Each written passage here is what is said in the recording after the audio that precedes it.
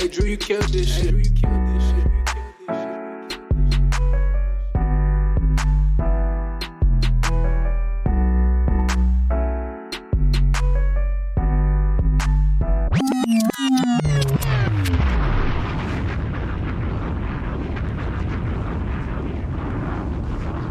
I don't want a lot for Christmas.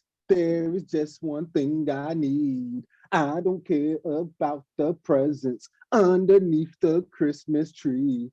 I just want you for my own, more than you could ever know. Make my wish come true. All I want for Christmas is wrestling. Yeah. Wrestling. I don't want a lot for Christmas. There is just one thing I need. I don't care about the presents underneath the tree. I don't need to hang my stockings there upon the fireplace. This won't make me happy with the wrestling toy. I just want you for my own. Hey, more than you could ever know. Make my wish come true. Wrestling, all I want is you. It's wrestling. Four corners of wrestling right here in your ears. What's up, y'all? We getting busy. That's right. That's right. What's up, Quavo? You like that name? That was You like awesome. that, man? Beautiful rendition. Hey, Beautiful hey, rendition. Amazing. Hey, Kerry said it was time, Dynamite. Baby. Hey, man, you know Cut what that and print, is? baby. Cut Hey, and man, freaking print. Four corners of wrestling. Shot. Four corners wrestling. What's up, y'all? What's going on? I am your host, Mr. Soul Man Simmons, in your ear, here with the 613 Faye production, here with my boys, Four Corners Wrestling. Four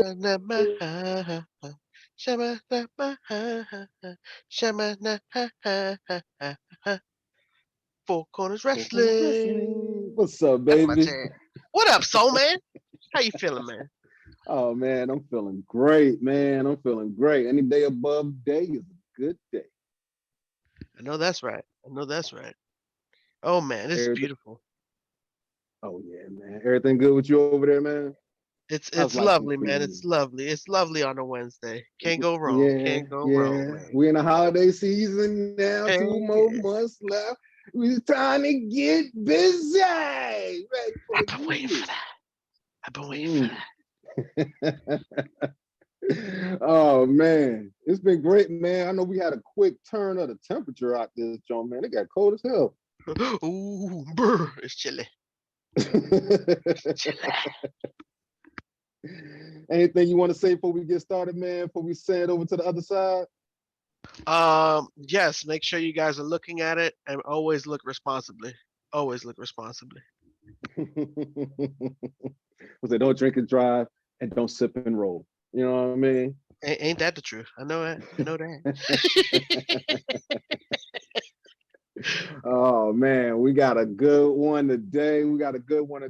I'm hoping our other boy done came in. You know what I'm saying? He done parachute in. You know what I'm saying? See if he's on the 1s and 2s, 3s and 4s, 5s and 6. Yo, it was a rap song I just heard. And you know how they be like, everybody's like trying to be a rapper now, Quavo? Yeah. Man, why my man brought out 1, 2, 3, 4, 5, 6, 7, 8. I'm like, oh, what? Oh Lord.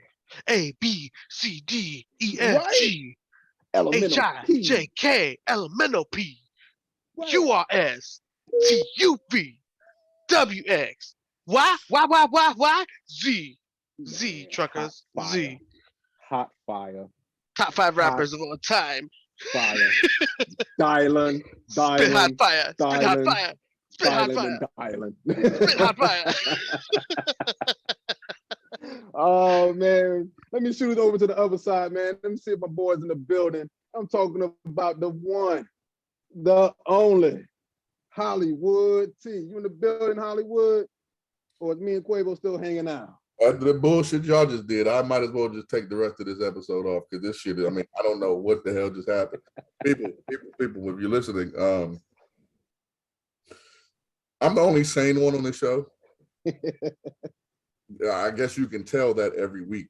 You come back for me. I know you do. These guys, I don't know what they're trying to do. I think they're trying to get ratings and views because they're trying to amp it up a little bit. I don't know why they keep singing. I'm sure Mariah Carey is going to send us a cease and desist list. Oh, damn. I was asked before the show, is there certain things we can do, we can't do? We can do them legally, but the way you just killed her song, I think that she's going to send a cease and desist. If again, people, you notice you didn't hear me the whole. That's our song. That's our song. That's not her song no more. That's our song. Quavo, please relax. I'm trying to keep you in the baby face, but you keep wanting to be a heel. And it's like, you know what happens, Quavo, when you keep trying not to be a baby face? And I keep trying to say, you know what happens, Quavo? This show when you give me a headache. Quavo, you know what happens when I'm rubbing my beard right now in disgust. Disgust, God. It's disgusting. Just hurt my feelings. I don't know why. Are you using beard oil? That's all I want to know. No, I'm scratching it. Like, what is going on? Like, why? It's like, you know how people pull out their hair. That's what I'm doing in my beard right now. You know what happens when you're in the wrestling group, the BWO, and you're just the mark. Yeah, BWO. I'm gonna make sure we post this in there. Yeah, some straight marks. Yeah, listen. Straight up marks. Listen, BWO. No, that's the motherfucking dark side ring of wrestling groups right there. Good Lord. Listen, let me tell you about the BWO, bro. Before we get into to what we got to get into, the BWO. First of all, you guys are marks. You use the NWO logo. And you can't just come up with something original. The Black World Order, really? Boo, that sucks. Come on now. First of all, there already was a BWO, the Blue World Order. That's right. It's already copywritten. It's already copywritten, you fools. Like, dog, first of all, I love black people just as much as the next person. You guys are marks. Okay? You know what happens when you're a mark and you're in a wrestling group? And you make the rest of us look bad. You know what happens, BWO? When you take a legendary gimmick like the NWO and you try to make it good and you're just a mark. You know what happens, BWO, when you have people in your group making fun of people losing their jobs or people having drug addictions and things of that nature, which is not funny at all. You know what happens, BWO? You don't make the list. You don't make the list. No, something way worse happens to you. Shit. You got to answer to God later. That's what happens. And I know I just turned this to a serious moment. Where? So let me bring it back to the non-serious moment, okay?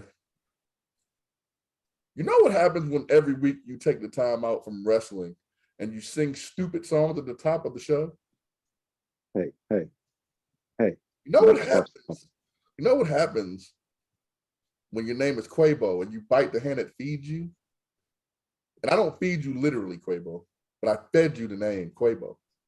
You know what happened, Soul Man, when you named yourself Soul Man? Because nobody named you Soul Man. No, my parents named me Soul. Oh, no, you liar. No, it's on my birth certificate.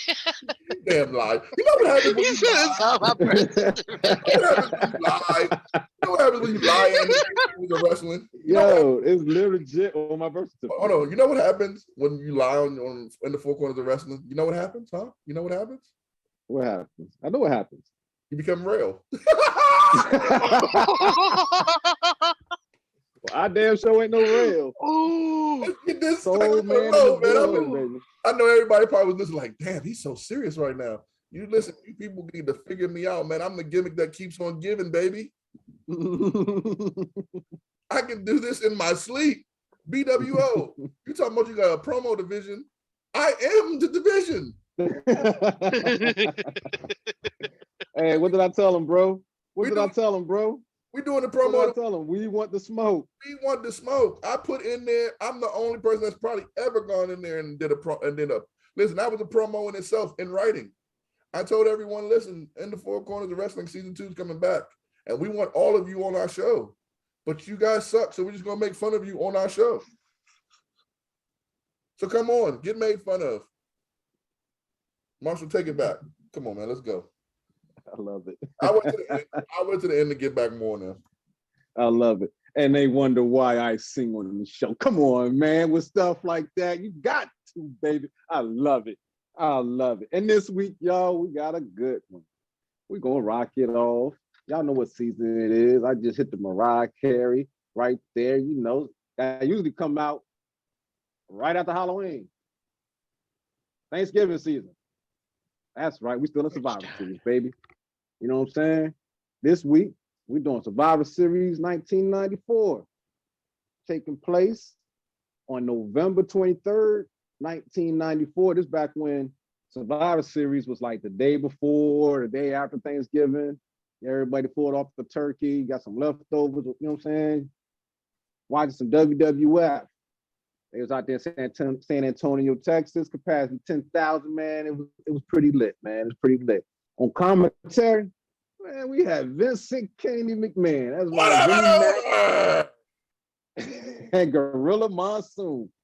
Hey, Gorilla Monsoon, man. Last time you heard that name. This was basically JR before JR right here, because Gorilla was going in, boy. Like, I miss Monsoon. But this back when we ain't had no idea that Vince owned the company. Vince was out there doing his thing on commentary, you know, and it was good stuff. We started the pay-per-view with everybody going through, you know, they was talking about how they was going to get through the Survivor Series and everything like that. You know what I'm saying? You had a lot of superstars, man. Like, this card was stacked. If you are a fan of old school wrestling, man, you about to enjoy yourself with this show today, baby, like you do with every show, man. I'm talking about, we about to start talking about cats like Bam Bam Bigelow, Captain Lou, Mr. Fuji, you know what I'm saying? Yokozuna, Paul Baird, and of course, The Undertaker. But we're going to start it off. None of these people, Jay will know who they are. Say that again? None of these people, Jay will know who any of these people are. Before his time. Oh yeah, Jay will, you're going to get it too. You know what happens when you don't know none of these people, huh? Go ahead, Marshall. I'll let him later. All right, so yeah, we're going to start off with the Survivor Series 10-man tag team elimination match. And we had the bad guys. Well, first we had the Teamsters come out. You know what I'm saying? This was good. We had the bad guys versus the Teamsters.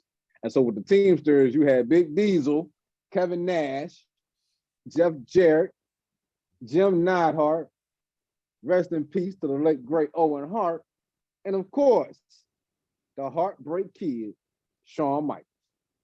And they was going against, like I said, the bad guys, and the bad guys consist of, you already know, the bad guy himself, Razor Ramon, Fatu, you know, what was my man named, the other head shrinker?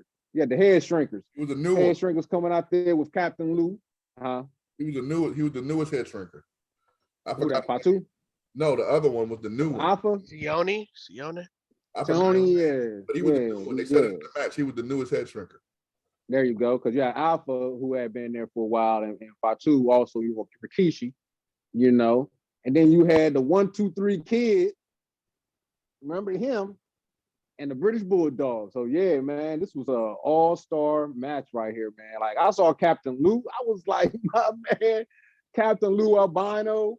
I can't remember last time I seen him out there, man. I miss Captain Lou. He was one of my favorite guys back in the day, man. So this match was entertaining. I mean, it started off entertaining because you had Shawn wanting to be in the spotlight. They coming down the aisle. You know, so he jumping in front of Diesel like, what are you doing? I'm the man. You know what I'm saying? And like I say, to see Fatu before he was Rikishi, he still had some Rikishi moves before he was Rikishi, because he was a head shrinker, but he was still trying to break dance in the match. I'm like, okay. Still wasn't trying to wear no boots. Like, I don't know what the hell he was doing with them boots, but we'll get into that a little bit later. Damn it, Marshall. But on my notes. Huh? Taking on my damn notes, man. Oh, my bad, man. Let's just get into the match then, man. I don't want to take everybody. That was part of my notes too, damn it. Oh, well, let's talk about it then, baby. Let's talk about it. Quabo, what was your thoughts on this match? Because, like, hey, y'all see how everybody want to get into it, man. So I'm telling you, man, this was a good one right here. So, Quabo, what was your thoughts starting off with the Survivor Series 10-man tag elimination match and seeing Vince and Gorilla on commentary, man? Oh, it was entertaining, man. It was definitely entertaining to say the least, man. I will say this though, I do not want to see Double J in that suit ever again. Or on wrestling really, but he, I mean, he all right, yeah, all right. He did give a lot of laughable moments when you saw like HBK try to mentor him and like pulling him in the corner, trying to like talk to him and whatnot. So I got good laughs about that all the time. But I will say this though, shoes are important, guys. Shoes are important. Boots are important. If they lose, you might lose. Yeah, I don't know. I had a bunch of them, but it's I don't know. You took the notes. Damn it, Marshall. Damn it. Try to call me the seer, baby. I'm just saying, no. But I mean, I get it though. Big guy's a big guy, you know. Trust me, good footwear is hard to find, especially if you got a wide foot. So I get it. You know, it takes a little bit of time to get on that top rope, especially if your shoes are a little loose. So I get it. It took a while, but damn though, shouldn't have taken that long. Either way, this is going on too long. Either way, I love seeing Fatu and you know looking healthy, looking husky, you know, fluffy. I'm telling you, he was doing some good work, man. It looked really really good. But I like this first match. It was a great way to open. I really enjoyed 1, 2, 3 Kids throughout the whole match. Like, man was putting in work. He was putting in work. And then seeing Razor win it at the end, you know, the bad guy. You know, I like that. I like that. You know, I wasn't always a Razor Ramon fan, but I like seeing him winning this match. It was really good, enjoyable. But yeah, shout outs to the bad guy. Oh, and correction. Let me correct that. So the Simeon, that was actually the Barbarian. Look at that on my wrestling game. He almost got jacked up because these almost messed up with that power bomb. What you think, Mike? Did these almost end the Barbarian or what? Listen, man. Okay, first of all, let me get with my notes. Okay, so I got my notes right. First of all, Vince McMahon looked like the happiest man in the world to be there. He looked more happy than any fan. Welcome to the Survivor Series 1994. He was so happy to be there. Gorilla Monsoon was like, yeah, whatever. Another day at the office. Yeah, just another day, whatever. I'm not so I can't match this guy. Vince was drinking Red Bulls before Red Bulls were ever created. I don't think they were Red Bulls in '94. He just drank a whole bunch of sugar before he came out there, man. Man. But you know, his guys were in the first match, the Click. So you know that he was loving that. The Click was in there minus Triple H. Pretty much the whole Click was in the whole damn thing. But Vince looked so happy. Sean ducking in front of Diesel was funny. Which was also funny because they came out and Shawn Michaels was the captain of the team. Here's another tidbit. They came out the Diesel's theme music, not Sean's. Ooh.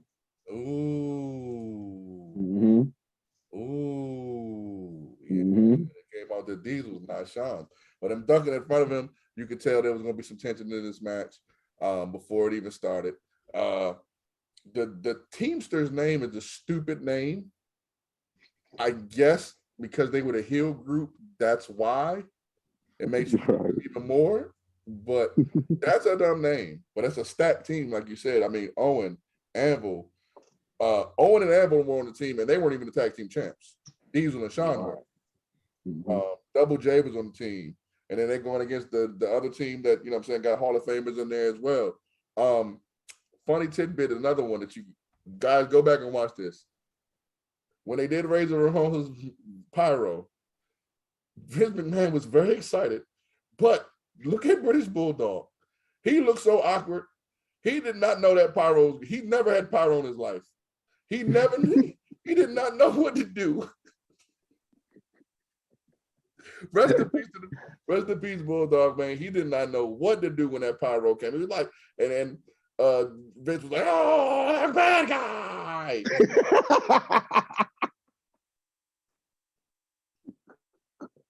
He was too.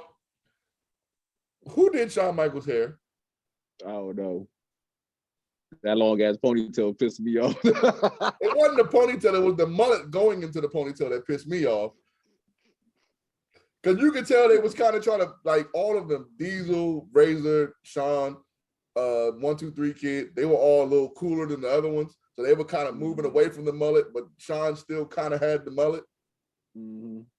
And it had a braid. It was like, it looked awkward. It definitely wasn't done by one of our African-American sisters. It was done by someone in the back, probably Sonny or something. Ooh, that was a ooh, Pipebomb. Anyway. Oh, that was a little, I felt that. 1, 2, 3 Kid first was supposed to start with Owen, but then somehow Anvil got in there and they started with Anvil. And it was like, okay. Then 1, 2, 3 Kid was in there for a long time. Fatu having a problem with his boot. I know Vince McMahon kirked on him in the back. And I know he kirked on the cameraman too for even showing it. He kirked. But 1, 2, 3 Kid put in big work. He was in there, you know, you could definitely tell they was trying to push him, make him look good. Owen Hart getting jumped was funny. That was pretty funny. It was a lengthy match. It was good pace. Yeah. You know, one thing that stood out though, what's that? especially because how we got to the winner. And before I get to the winner, they seem to care. And this was a 21-minute match. It was like almost a 22-minute match. Yeah, but they seem to care about the rules a lot back in the day. And if you don't understand what I mean, when I get to the end, I'll explain. Diesel cleaning house when he came in was great. For those that say almost killing the Barbarian. Yeah, I mean, those people, people that, that say that Diesel wasn't that good of a wrestler. I mean, shoot, I couldn't tell about his match. He looked pretty good. He looked pretty good in this one. British Bulldog coming in hot again, looked mad fake. But then he got counted out randomly. Mm-hmm. Like, I didn't even know he got counted out. Mm-hmm. I didn't even know the ref was counting. I had to rewind. Oh, the ref was counting fast as shit. No, that was like the fastest 10 count in history. It was 10 seconds, though. He was outside the ring for a little bit longer than 10 seconds, to be honest with you. The ref might have counted fast because he had to make up for as long as he was out the ring, because he was out of the ring for about 15 seconds. Razor is pretty damn good, man. I mean, Scott Hall is he was on the I can't say it's prime, but he was a really good wrestler, man. He made everything look smooth. He protected the people. And now, watching it now, of course, we're older. We know what protecting means and things of that nature. But all of his moves look smooth. They all look crisp. They all look like they were effective.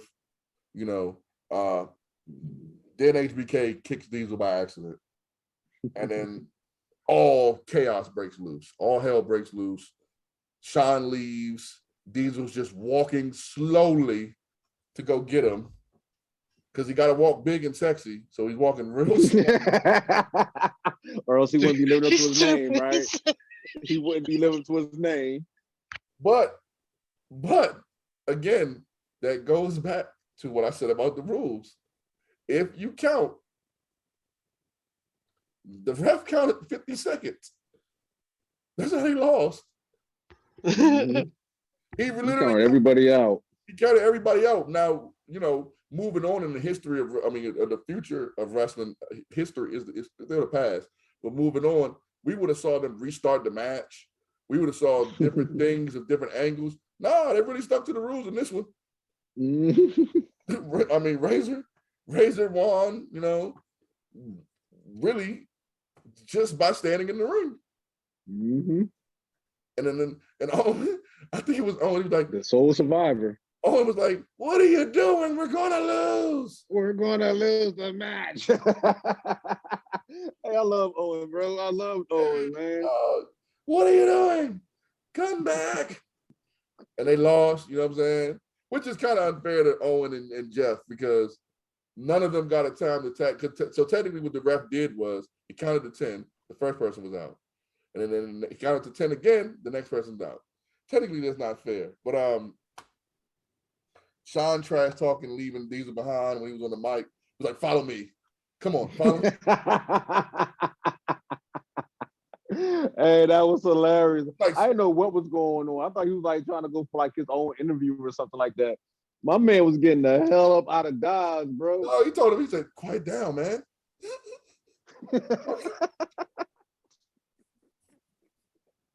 Oh man, what do you do? Yeah, he went and took the car. But before he took the car, yo, he started talking big trash, ain't it? No, as soon as he got in the car, man, you wouldn't think that he's the most gangs. He said, "You big dope, so dope." He said, "You ain't nothing. You a big stupid idiot." Yeah. I'm tired of turning him around. I'm tired of that bozo. That guy's he's bad. That was just great, man. That was just great, Shawn Michaels. Listen, if a lot of you guys out there dislike Shawn Michaels because what you heard about him back then, and to me, that's some sucker stuff to go back and be like, I don't like him anymore, and I'm going to erase all of his stuff because he did backstage stuff that didn't affect me. Like, dude, what we saw back then, we didn't know what was going on backstage. We didn't know about his demons. We didn't know about any of that stuff. When he was in that ring, his job was to entertain us, and he did a damn good job of doing it. Mm-hmm. This was another example of that. To me, it was a great way to kick off Survivor Series, man, with these names. Like you said earlier, man, each team had 4 Hall of Famers. And I think Shawn Michaels' team, all of them were Hall of Famers. Because Owen technically isn't in there as a solo wrestler, but he's in there in the Hart Foundation. Mm-hmm. So the only reason why he's not in the Hall of Fame is because of his wife. Let's be clear about that. Yeah, but I ain't gonna talk. You know what I'm saying? He definitely deserves to be in the Hall of Fame. I think everybody's Hall of Fame. I think they would have been put him in too if it wasn't for that situation with his wife. But again, we're not gonna get into that. That's not our. That's not our. A little speculatory, but you're right. Yeah, I agree with you though. Let's think about it. Everybody. 1, 2, 3 Kid, Hall of Fame. British Bulldog, Hall of Fame. Fatu, Rikishi, Hall of Fame. Razor Ramon, Hall of Fame. Simeon, which was the Barbarian, Hall of Fame. Lou Albino, Hall of Fame. Diesel, Hall of Fame. I don't think Jeff Jarrett's in yet. Jeff Jarrett is in there. He just went in there. Okay, Hall of Fame. Jim Neidhart, Hall of Fame. Shawn Michaels, Hall of Fame. Yeah, and just again, you know what happens, Quavo, when you try to step in and say something that's like speculatory. No. He's not in there because of his wife. That's just the fact. She won't let him get in. That's just the fact. We all know that. Even Brett said it. Brett's even said it. Like, that's my sister-in-law's decision. She doesn't want him in. He's not gonna go in. That's why they inducted the Hart Foundation in, to try to kind of get him in, to give him the nod. To give him the nod to go in there. It's her. Like AEW is about to do the Owen Hart tournament. She gave them the rights permission to do that. For that. Yeah, permission for that. It's her that is holding it up, and she got her reasons. I don't necessarily agree with them because, of course, I don't want to talk about Owen's death. I want to keep going on the pay-per-view, but I truly feel that was an accident. I think that most people that watch wrestling or that's known about that situation know it was an accident. I don't think anybody thinks that was purposely done. So because of that, I think she holds a grudge against the WWE or whatever she may feel about the WWE. Like I said, I'm not going to judge her. That's her opinion. But getting back to the match, this was a Hall of Fame first match, and this was pretty darn good, man. Great way to kick off Survivor Series, man. What's your rating? Oh, shit. Damn.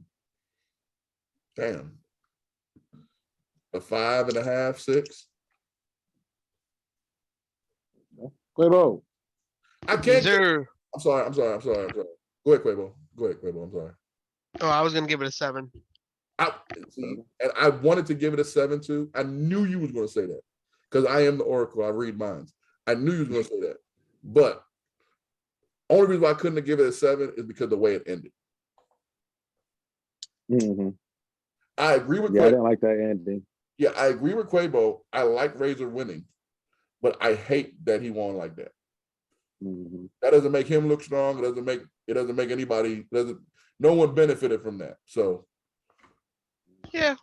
Well, I like it because he's the bad guy. The bad guy should have a bad guy win. Like, yeah. Technicalities, baby. But was it a bad guy win when 2 other guys get to beat him?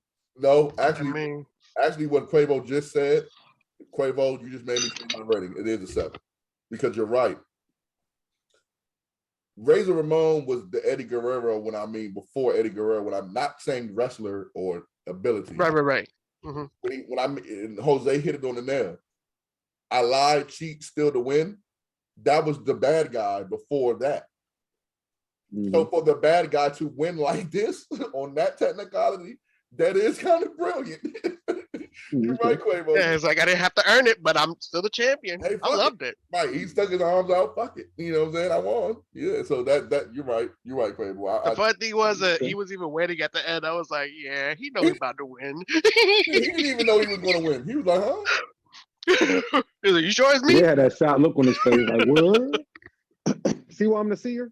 You might be the oracle, but I'm the seer. But then Quavo's point, he started smiling. Like, ha ha ha, I got one. That's true. That's true. So yeah, man. Quavo, thank you for pointing that out. I didn't even think about it that way. I just didn't like it because the way I'm so used to matches ending.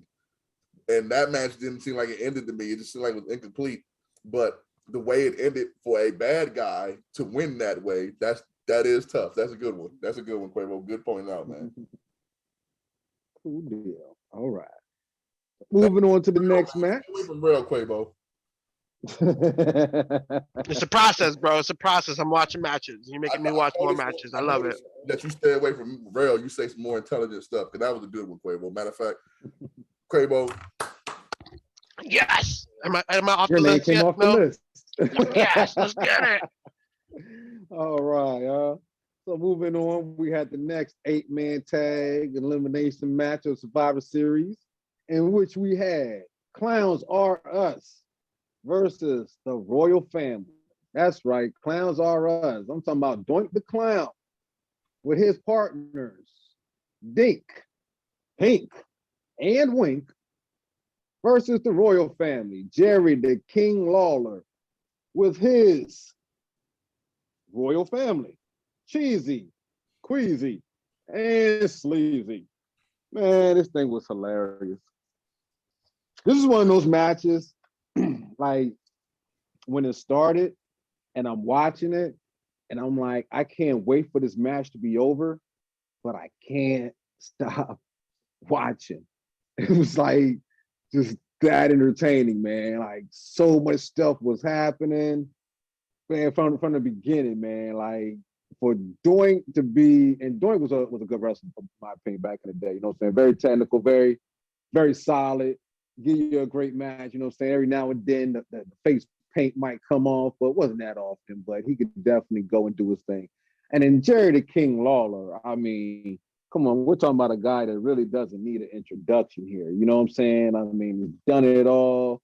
Movies, you know, ran the South, Tennessee, and then he signed with the WWE. And I mean, he's still doing it with WWE. You still catch him, I think, doing a commentary with the pay-per-views. You know what I'm saying? He's not saying puppies no more. I tell you that much.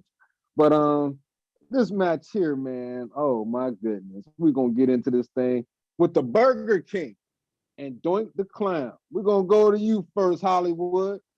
What was your thoughts about Clowns Are Us versus the Royal Family? I could not wait to talk about this all week. Matter of fact, I'm just gonna let y'all in a little behind the scenes. I told them I could not wait to talk about this match. Listen, before, I'm gonna skip forward for a second. Please, Marshall, please don't beat me up. I'm just gonna skip forward for a second. Am I the only person that didn't know what the hell the women's champion said? Yeah, no. No. And I know if I mock what she said, then we will get canceled. So I'm not gonna do that. Back in the day, I probably could have got away with it, but I'm not gonna do it. But I had no clue what the hell she said. And I just wanted to point that out because I knew I probably was gonna forget that if I didn't say it now. That happened after this match. So I'm sorry, people, if you like you're skipping forward. I'm sorry, but I just had to get off my chest because she looked very intimidating. And I don't remember women's wrestlers looking that intimidating back then in '94. Like Alundra Blaze was good, but she didn't look intimidating. All right. At all. This might be the best Survivor Series match of all time, bro. I'm sorry. I told y'all I was going to surprise y'all. The best of all time. Damn. This might be the best. I'm talking about the traditional Survivor Series matches. This might be the best of all. You know what's another one that's good, and we probably might not get into it this year, but we may get to it next year. That might be up there with this one is when Sting debuted. That one, when it was the Corporation versus John Cena's team, that was a good Survivor Series traditional match as well. But this was the best. Lord of mercy, this was the best Survivor Series match I've ever seen, bro. It was so entertaining. First of all, maybe I'm so high on this match because I did not think I was going to like this match. But I was sitting here, Lord have mercy. If you see the notes that I have for every other match, and if you look at the notes I got for this match, you're going to be like, dog, he really was paying attention to this match. For every other match, I got like 3 pages of notes. With this match, I got like 2 sentences. Great. That's it. Like, and great's one word. I said 2 sentences, but it's like, it was a great, oh my gosh, where do I start? The clowns was so,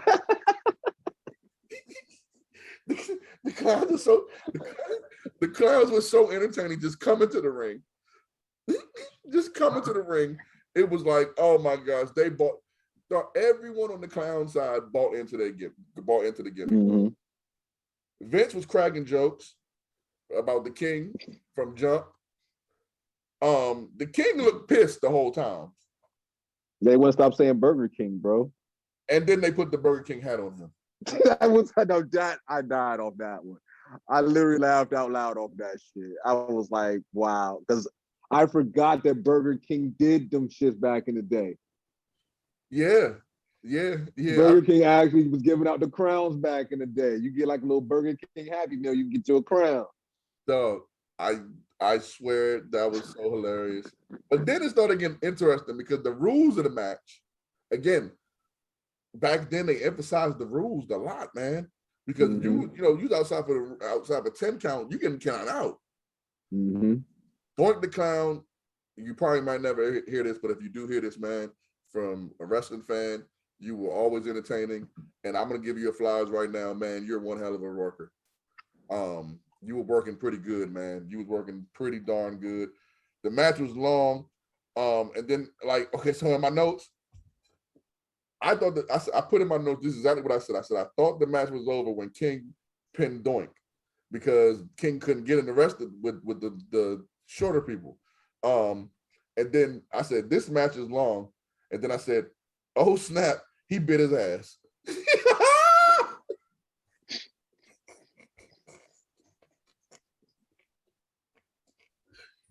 Oh, he took a chunk out that joint, dog. You can look at his tights. His tights had the teeth marks on it. You stupid, right? It wasn't one of them. It wasn't one of them joints where like then somebody would do something. Oh man, rest in peace to Doink the Clown. Doink the Clown. You just messed up my thoughts. Damn, rest in peace to Doink the Clown. I just was watching him, the real person, on some shoot interviews.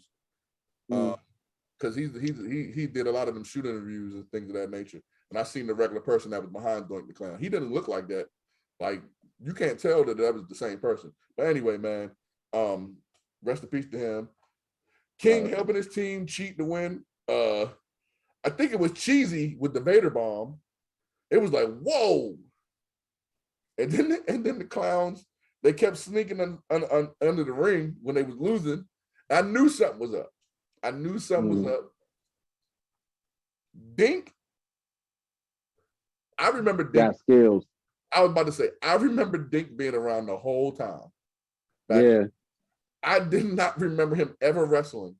And I want to say to you, Dink, if you're out there too, or I hopefully not rest in peace to you, but if you're still out there, Dink, man, you were good in this match. The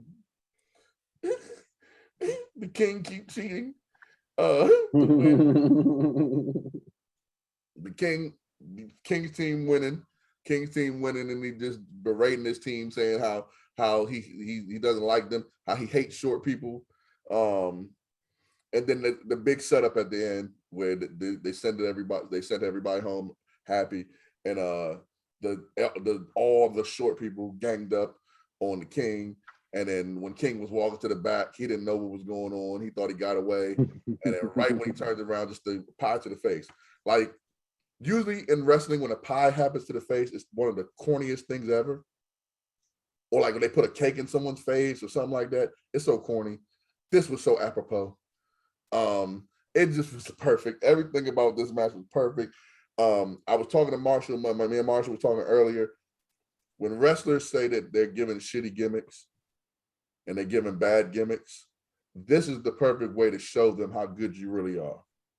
This was two professionals, and well, I guess you could say 8 professionals, but 2 main wrestlers, which is Doink the Clown and Jerry King Lawler, putting on a great, entertaining match for us.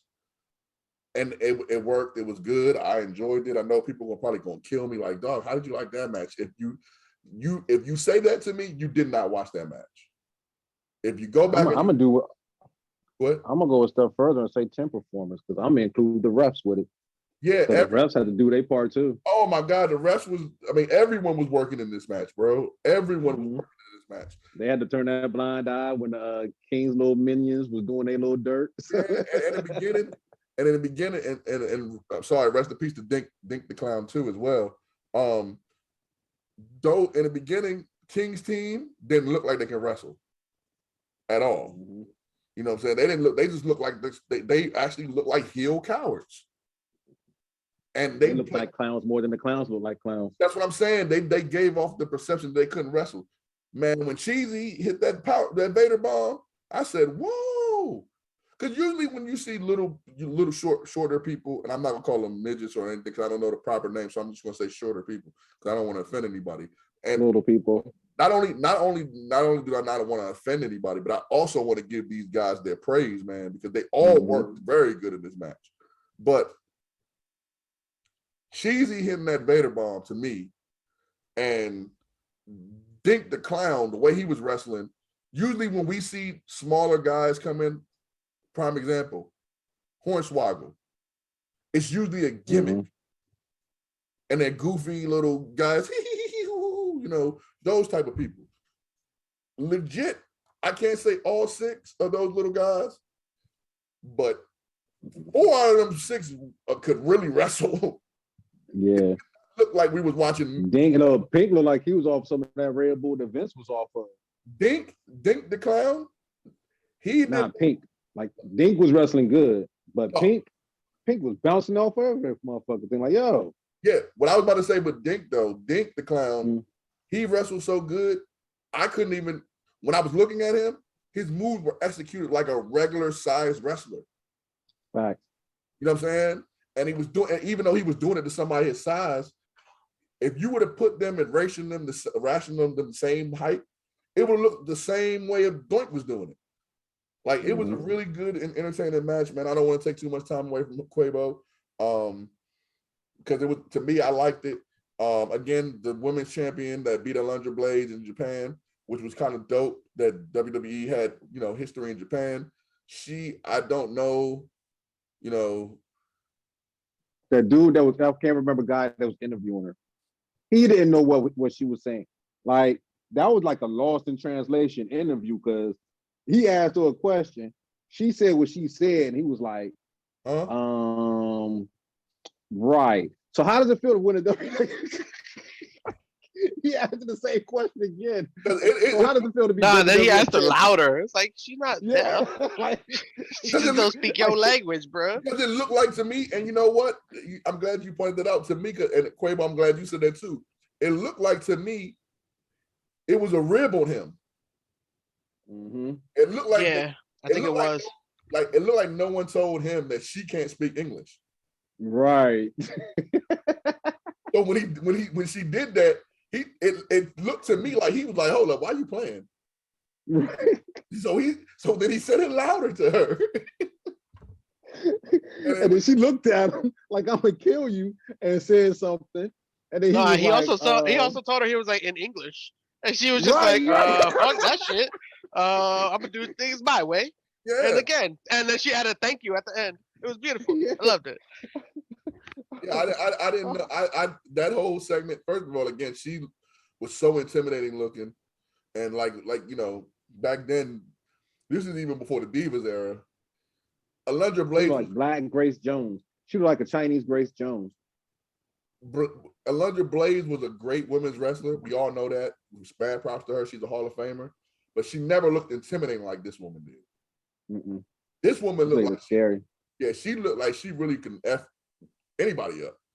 Yeah. And it was wrestling. Wrestling is, state. Well, they say it's, predetermined, but I don't care what the determined is. If she wanted that belt, she was gonna get that belt. That's how it looked for her. But yeah, man, I yield the rest of my time to Quavo. I was very entertained with this match. Yeah, it was. Yeah, this match was It was good, man. It was good. Cool deal.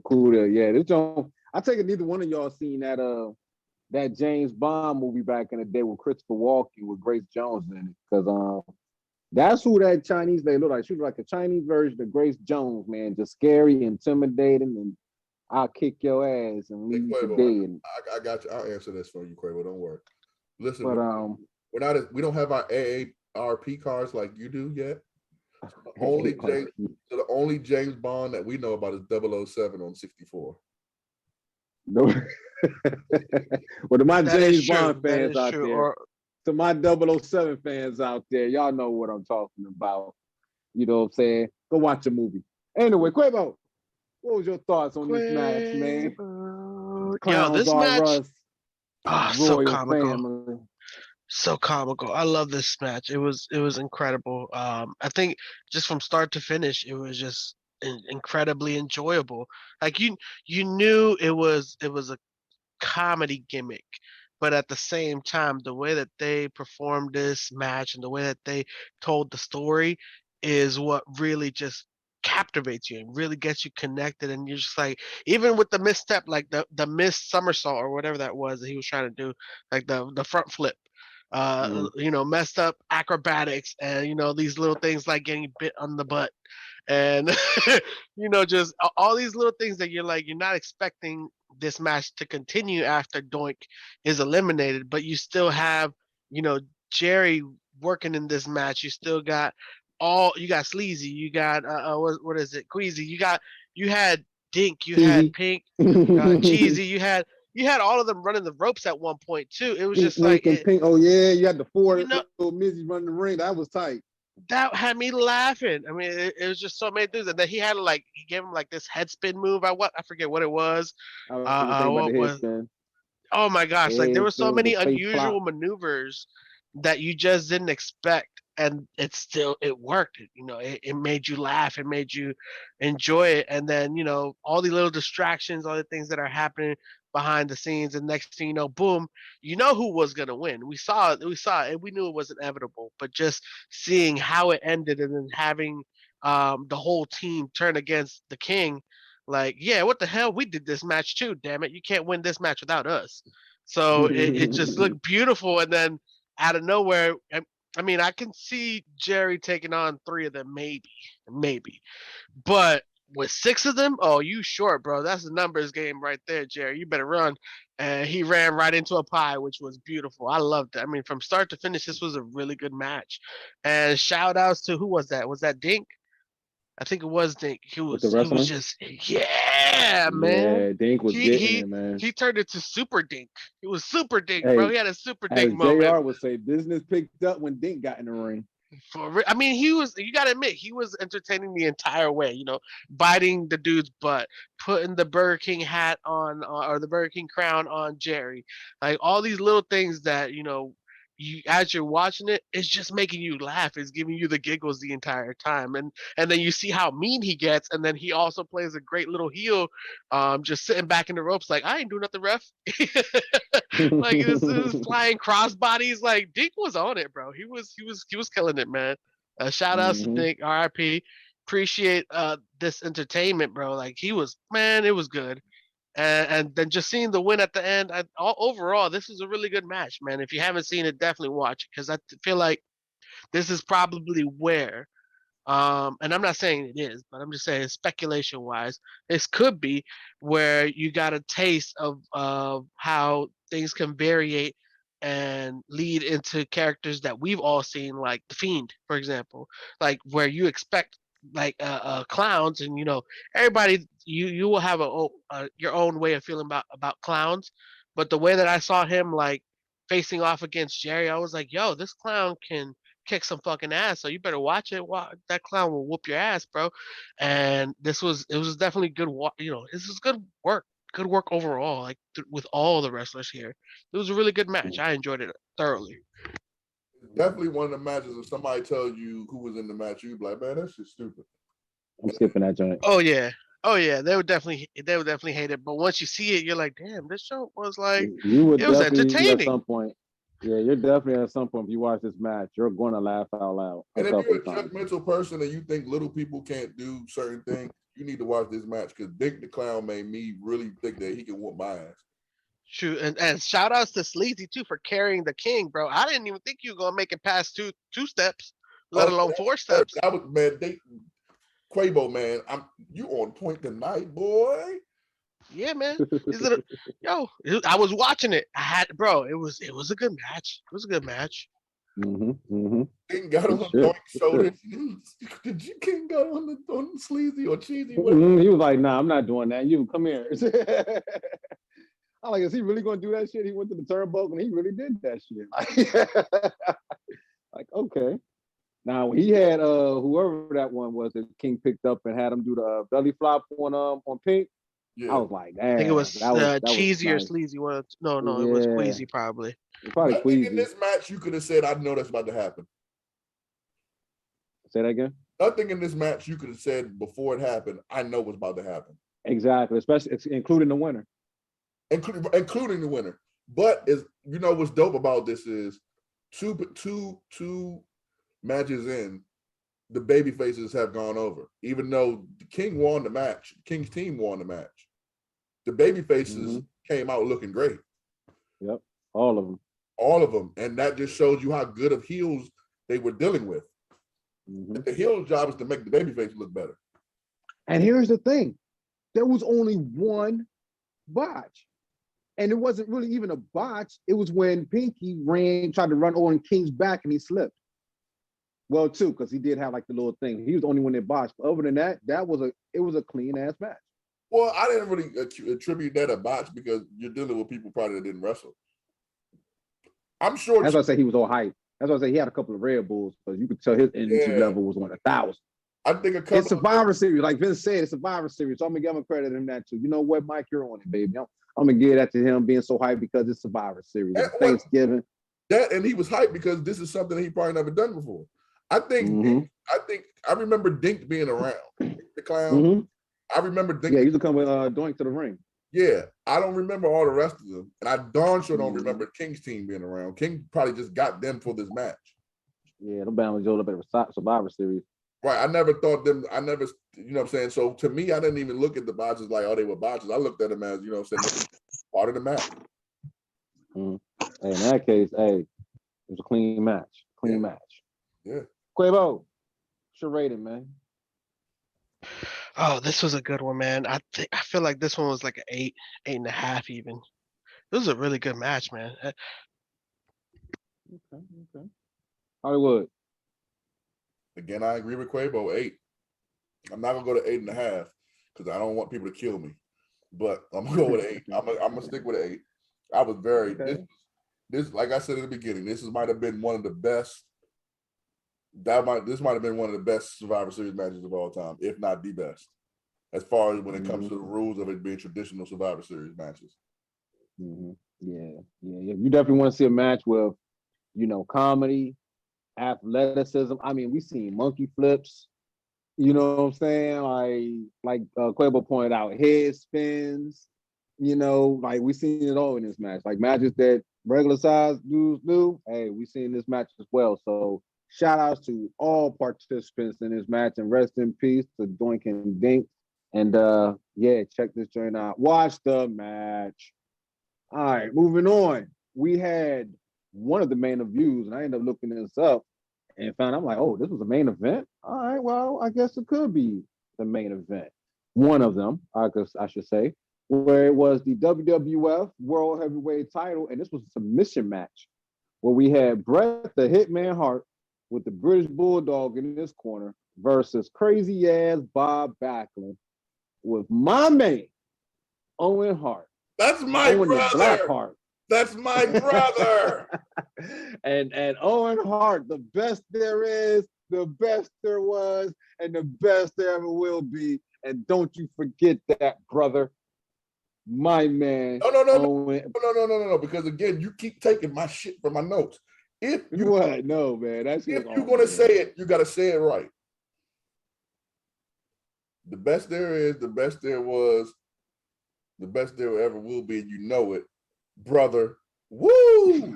Woo! Yeah. You just throw a brother in there? Oh man. You didn't peep how he took Hogan. No, that's what he said. No, that's what he said. Yeah, but I'm saying you didn't peep how he took Hogan shit. Ric Flair, yeah. Who the fuck was he looking at? I'm sorry for cursing, but who the fuck was he looking at during that promo? Right, who was he looking at, Joe? He kept looking like Bret really was about to come beat him up.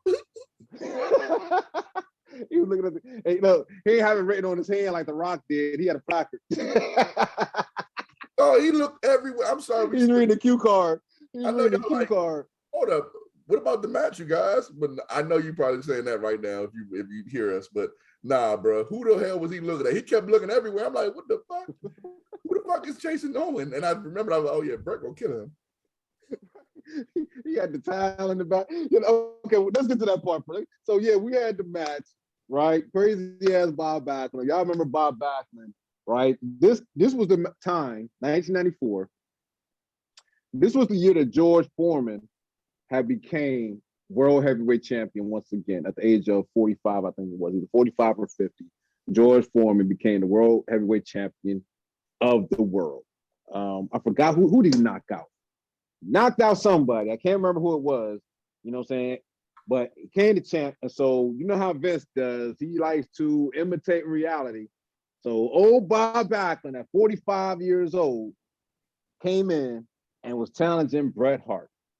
And this was the submission match, and it went on, and it was about, man, this match was, for the time length, 35 minutes. 35 damn minutes, in which 10 of them minutes, Bob Backlund had Bret Hart in the crossface chicken wing, boy. That crossface chicken wing looked like something serious, boy. We used to put each other in wrestling hosts back in the day. That was one of them jumps I ain't like, I tell you what. But this was a good match, you know what I'm saying? We went from that comedic joint to something totally serious with this one. So Quabo, what was your thoughts on the first main event? Bret the Hitman Hart versus crazy Bob Backlund. Oh snap! I'm trying to tell you who's gonna throw in the towel. Who's gonna throw in the towel? Yeah, because the stipulation was that British Bulldog had Bret's towel, Owen had Bob's towel, and the match going to end if somebody threw in the towel. I can't wait to come to me. Woo! And yeah, like neither one was trying to throw in the towel. Owen wasn't going to throw in the towel. Bulldog wasn't going to throw in the towel. But Owen, being the great Owen that he is, man, he was everywhere, man. Yo, there was this one moment when he was just fake crying. It was beautiful. He was fake crying. Mom, he's telling his mom, Dad, Mom, throw in the towel. Do it. Throw in the my towel. Brother. Look at my brother. It was hilarious. Had me laughing. But yo, this was definitely a long match.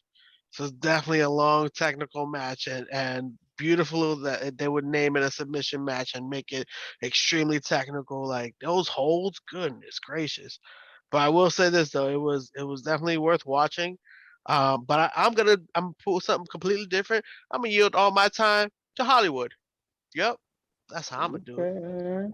So how? What did you think about this match with Bret and Bob, where we had headlocks and the sharpshooters and figure 4 leg locks and cross-face chicken wings and crying and motion. And what you think about the match, man?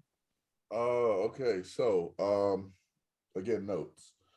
Okay. So Bob Backlund. Okay. So going into this, I remember Bob Backlund being a champion, but I had my things messed up because, again, we watch it first, then we go back and research. So I remember Bob Backlund being a champ. I thought he wanted a house show. I forgot that he won here. But I remember when I went back and looked at my notes, Diesel beat Bob Backlund at the house show. That's how Diesel became a champion. So I had it backwards. But either way, Bob Backlund, I mean, they showed Stu, they showed Helen. I never remember Bret Hart with pyro. Just music. And again, and his own video, like he had his own video package. Like he always had his own video package. He always had his own video. Yeah. Matter of fact, he was one of the first ones they started that with. No. Let me take that back. Hogan was. Hogan had a video package too. If you go back and look, they had the little Hogan videos up there. Well, I think him, Hogan, and Macho were one of the first ones. I don't remember Macho, but I do remember Hogan, and I remember either way. Let's get back to Bret. Because I got some stuff to say about Bret. Again, Bulldog looked so awkward with the pyro, like he didn't know where to stand. He thought it was going to hit him or something. I don't know. Hey, he had a valet. He had a valet with this one because he had fucking baby oil all over him. Man. Hold on. I'm not done with Bulldog.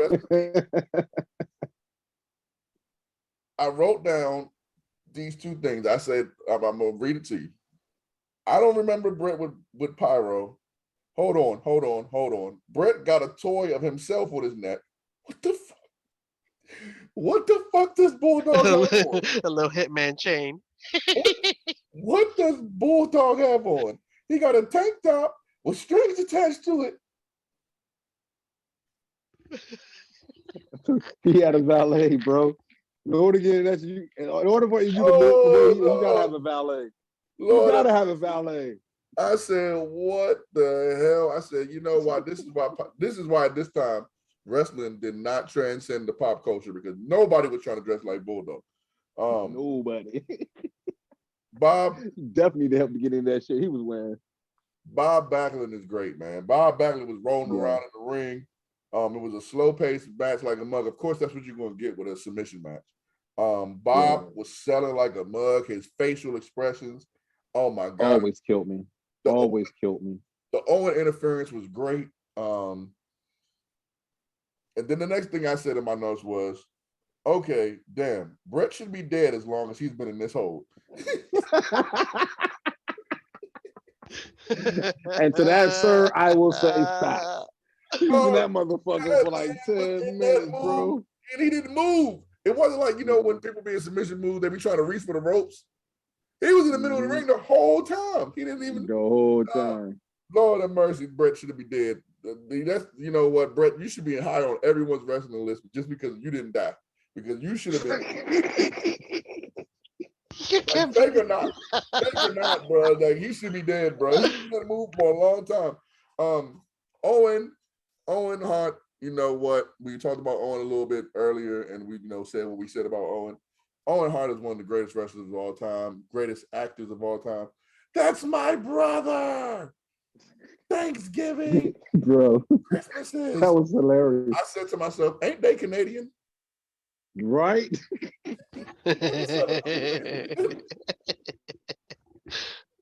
Oh, geez. Christmas is together. That's my brother. I don't want him. No. I knew, and I'm not a smart wrestling fan. I'm not one of them. I just got common sense. I knew as soon as he started fake crying, he was going to be he was going to get his mother to throw that towel in there. Yep.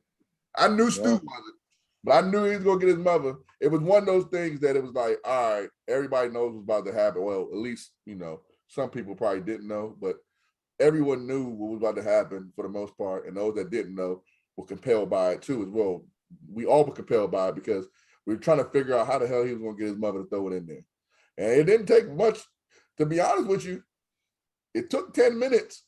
That mother seemed didn't care too much because Brett was dead. That boy looked like he's dead. Stupid. He said he was dead. He's dead. By the time his mother threw the joint in the ring, he should have been dead, bro. They didn't care. Come on now. I mean, I know it's wrestling, but if that's your son and you really supposed to be like, they can't act. Did you see her smiling after it? Y'all saw her smiling? Yeah. Because she was talking shit. She was like, your daddy had you in a hole longer than that in the basement. What's wrong with you? No, she was smiling because she couldn't act. That's why she was smiling, because she's still supposed to be concerned. That man was in a chokehold for 30 minutes. Man, student had them in the basement stretched out for longer than that. Oh, I wrote, I said, Owen selling it, making everyone believe he's really sad. Then the next thing I said, Helen can't act. Then I said, Bob wins. And I said, damn, Bulldog been laying there for a long ass time. He was the whole team. Dog, he was laying there before Brett got put in the chokehold, bro. Right. Owen hit hard. We got to move him to the top sellers list of all time. I was thinking about one day us doing the best sellers, because nobody ever does those if they say the best workers. But that is true. I was going to think about us doing it later, and I'm saying it now. But so if anybody steals our idea, they'll hear this on episode, what is this, 32? 32. Yeah, you know what happens, Marshall, when you don't set it in the beginning of the show, then I gotta do it. Get him. Anyway, like on episode 32, I'm saying we should do a sellers list, but it's no point because number one is British Bulldog from this performance. There's no point. He literally laid there unconscious and nobody checked on him. Nobody. No, they hit him with the damn railing when they opened the railing for to get the Helen and Stu in. Nobody. Cameraman stepped all on him. Yeah. No one gave two cares about Bulldog. Bulldog was dead. Brett was dead. They killed two people in this match. Oh shit! And then Owen, when they won, Owen taking the towel to the back and yelling. We already talked about the promo he gave. I don't know who the hell he was talking to. He was talking to us, but it wasn't like, okay, so you know how some people have a cock eye, their eye goes everywhere? He literally was looking everywhere, like, where's Brett coming from? I know he's coming. That's my brother. We ate Thanksgivings together. So convincing, bro. Like, they're Canadian. I said, ain't they Canadian? Wait a minute. Oh, shit. Somebody in the comments let me know if Canadians celebrate Thanksgiving. I highly doubt it. And if it's at the same time, that's what I want to know. Oh, he said, my brother. Oh, that's man. I didn't want it to be like, no. Mom. Oh, man. And then, as soon as the bell rung, that Bama grabbed the towel and hauled ass, Joe. That shit was funny. Stu looked so disappointed. Stu looked like, why is my son in acting classes? Why isn't he in the ring wrestling? Like, why is he doing this drama stuff? He didn't look like he didn't like it. He was not into it at all. And his mom was just like, his mom just kept. She was too into it. She was not even just she was too. She didn't know what she just couldn't wait until she was the time. She knew she was supposed to throw the towel in. She couldn't wait. Right. She was too into it. She was like, I'm ready. Yeah. She knew all that shit was fake. She knew Brett wasn't dead. The rest of us thought he was dead. Because I'm telling you, British Bulldog and Owen and Bret Hart, they seen the light that night. They both died. Bulldog laid there unconscious for 30 minutes, bro. For the whole match. And once again, minutes. He laid there. For those that didn't catch in the beginning, he laid the there. match was 35 minutes and 11 seconds long. 5 minutes into the match, he got laid out and he was sitting there the whole time. So for 30 minutes and 11 seconds, Bulldog was out taking a nap. They brought a stretcher out for Brett. They brought a stretcher out for Bulldog too. They brought a body bag. Brett walked. Yeah, Brett brought a body bag out for Bulldog. Yeah, because that was man. Listen, but yeah, man, it was. I mean, just because I'm saying all that I'm saying, I'm just being funny. But it was a good match, man. It was. I did not remember, like I said earlier, I did not remember Bob Backlund winning the belt the way he wanted. So I did not know he was going to win it in this match. I thought Bret Hart was going to win this match before the match started. But man, it was a pretty good match. And Bob Backlund, at his age, he proved that he still had it. Even though he lost it a short time later, he was great in that match. So what y'all rating this match, man? What y'all rating this match, Mike? I don't want to go as high as say 7, so I'll go like a 6, 6.5. It had everything that you would want in the match. It just was a little bit too much of it at times. And I'm not saying this because Owen passed. Owen was the only person that was there that was an actor that could actually act. Yeah. He was acting his ass off. The whole time Owen was out there, he was entertaining. Yeah, he was entertaining the whole time. And I don't want to take anything away from it, but the way it ended with the parents kind of like threw it off for me. Stu threw it off. Yeah, because he didn't have no emotion. Yeah, he just like he didn't want to be there. Like, I get that you own wrestling company and you owned a wrestling company before Stampede Wrestling, but you guys were involved because you were his parents and you were supposed to be the ones that cared. We weren't, not as much as you were supposed to. And it just seemed like he knew the outcome of the match, so he didn't give a fuck. Mm-hmm. Yeah, so. Well put, sir. Well put. Quabo, what about you, bro? What you rating this match? Yeah, I agree with Hollywood. I would have given it a 7, but there's just a lot of moments where I'm like, okay, it's just too long.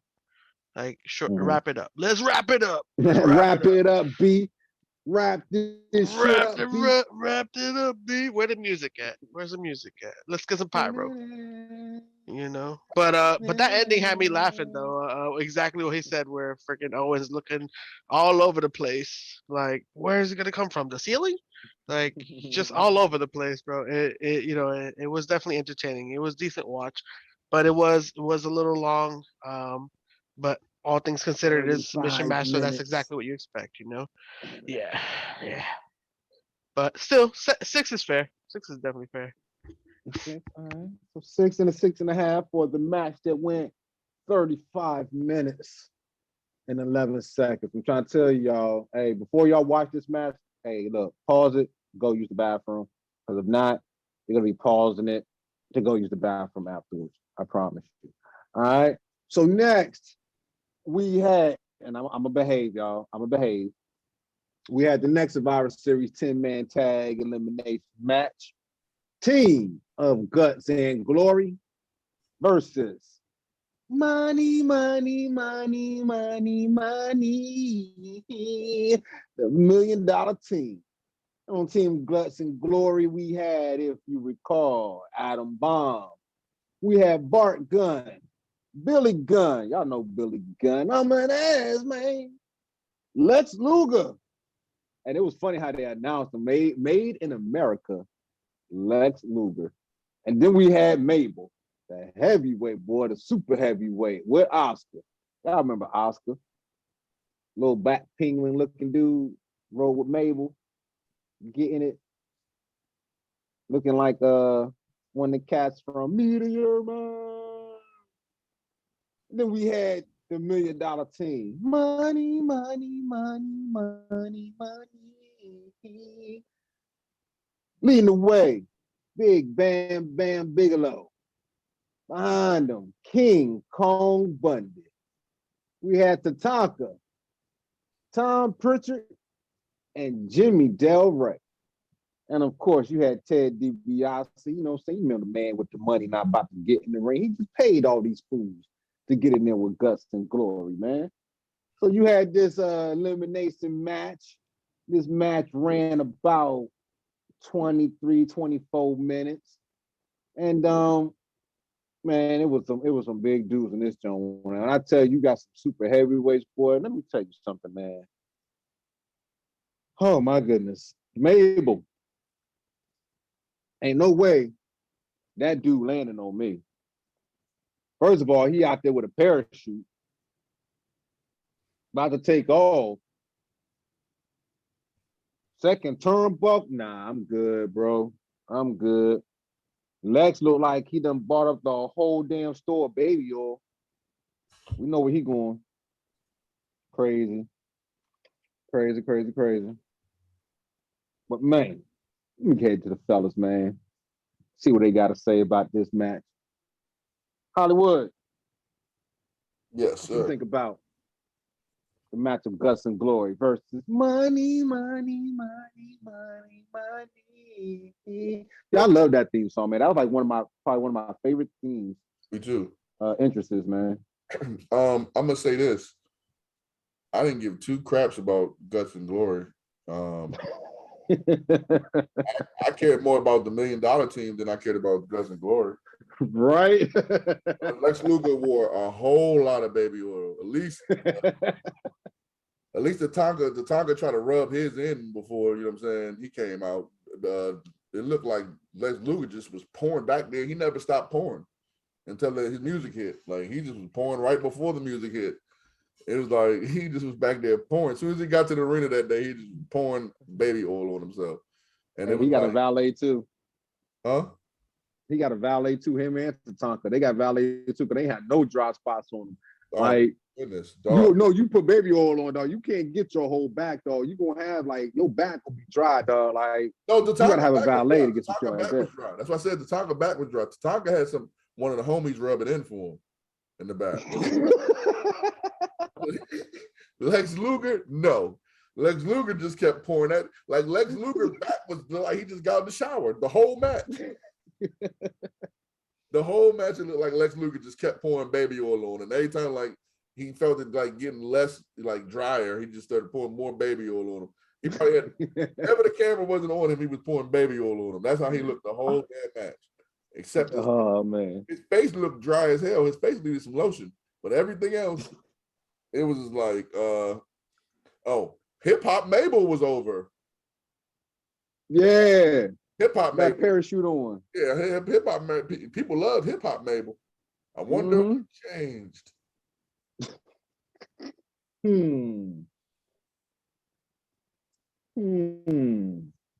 Anyway, yeah, man. Oh, speaking of which, I would like to take this time out to say, if you haven't already watched it on Netflix, you should watch Colin Kaepernick's Black and White. If you didn't understand what I just said about Mabel, and it's funny because I literally just was watching this before we started recording. If you didn't get what I just said about Hip Hop Mabel and how he was accepted then, and then after he wasn't accepted as much, go watch the first episode of that Colin series, and then you'll get exactly what I'm saying. There's a term called acceptable such and such. I said I was going to be good during this segment, right? Hey, listen, man. I took the bad for you. I'm still a baby face. My man. Oh yeah, Quabo, did you know that's my name on Twitter now? I saw it. I saw it. Babyface 2. And people probably don't know. People that know me probably have no clue what that means. They probably think I'm saying I'm. Yeah, they probably talk about your face as a baby face. Right, like, man, he old. I know he ain't talking that shit. Yeah, they have no clue what I'm talking about. So that's why I did it. You know, just to troll. You don't got a baby face. See, you ain't watching matches. You ain't watching matches if you don't know what it means. Watch up, man. No clue what the hell you talking about. If they watch the match, they know I'm the baby face, but I'm not the baby face. I'm the host of In the Four Corners of Wrestling. Yeah, you do. You with babyface Mike T. You're part and Quavo. Huh? I don't know. Quavo, what's your thoughts on the match, man? Oh yeah, let's. I forgot. We're rating a pay-per-view. Okay, yeah, that's right. Yo, guts and glory. I like it. I like it. This match was actually really entertaining. I like seeing Mabel. Anytime you see Viscera's neck means we get another 12 more weeks of snow or something like that. So I'm excited. We might get some more blizzards. Love seeing this. Who else was in here that was super entertaining? $1 Million Man had me laughing like crazy so much, man. It was just so entertaining. His laugh always is infectious to me. I don't know what it is, but it just gets me in that rhythm. Gets me in that rhythm. Like, yeah. But I like seeing it, man. Bam Bam Bigelow and I think who was it? Was it Mabel? Yeah. It was Bam Bam and Mabel were there. And I was like, dude, this is like really two big blobs just moving back and forth. And I'm just like, geez, how is this ring still holding up? But then you still got all those other gargantuan looking dudes on the ring sides, and I'm like, man, this is a tough match, but it is a really entertaining match to watch. Tatanka did some really good work with Luger in the beginning. I thought it was really interesting to see that. And then yeah, just oh my gosh, there was just one point. Where was it? I think it was when they both fell out the ring. I think it was Mabel and Bam Bam. And then Oscar came out of nowhere, like, "What you about to do, Oscar? You ain't about to do nothing. Get back on the other side. You ain't about to do nothing." But but this match was pretty entertaining for me. I really like seeing these big guys move back and forth. You know me, I love seeing the big guys do some work. Shout outs to Bart and Billy.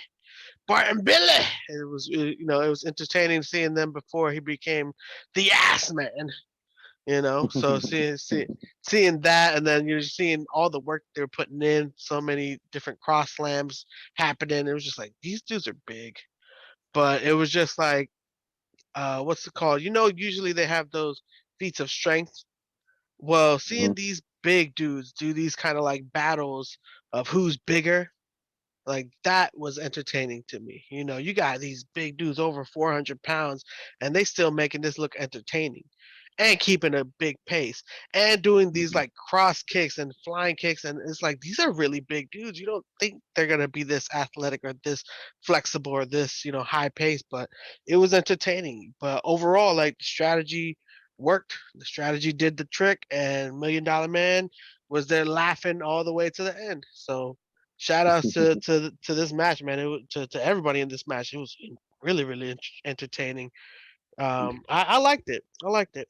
Pretty nice elimination. Yeah, I mean, you had the two biggest ones. Well, I ain't gonna say the two biggest ones, but the biggest one was Mabel. But after Mabel, Bundy and Bam Bam, held it down for the win. My moment was when Mabel and King Kong Bundy was in there together, man. Because, yeah, I'm up there in age. So what? I'm older and sexy. King Kong Bundy's just seeing him still around, with my opinion, some of the new cast at that point in time. Mabel was new, Bart Gunn was new, Billy Gunn was new, Adam Bomb was new, Tatanka being new. Like King Kong Bundy, he was like the legend in that joint. You know what I mean? Like, I think he was older than Lex Luger.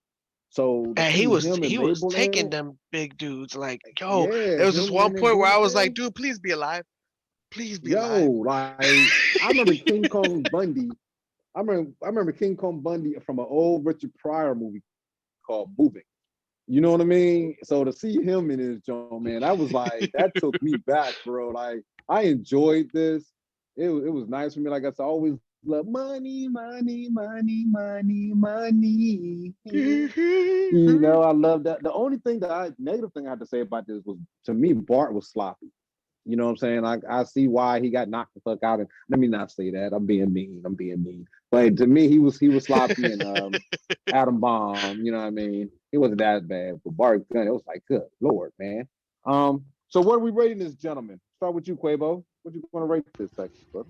I'll give it a 5.5. 5.5. 5.5. And Hollywood, before we get to the Bob Backlund interview, what are you going to rate this segment with Gus and Glory and money, money, money, money, money? I had to finish it out. You said what segment? Gus and Glory. When he was back there. $1 million. Oh, before we talked about the Bob Backlund when he was screaming. Yeah, that was part. Those four for me because I like that part. Yeah, what you rating this man? No, because at first I thought you said that. I think you said that he gave a promo. That's why I said screaming because I don't. That was anyway. I ain't gonna lie. I watched it twice, but I tuned it out both times. So I'm gonna give it like a. What did Quavo give it? 5.5. We've been on point today, but yeah, I'll probably give it a 5. 5. It wasn't Lex horrible. Land. It wasn't horrible, but it was great. Yeah, Lex laying in the middle of the ground. He was like, all right, fellas, we're done. Time to go party. All right, y'all. Next we had Bob Backlund. As Hollywood said, screaming. My man went through like 5 different voices back that joint, bro. Like he went through all the emotions after he won the world belt. I'm like, is my man happy, sad, depressed? Damn, he's everywhere, man. Like it was hilarious. It was funny as shit to me. Like we're gonna touch on this right quick before we get to the next part.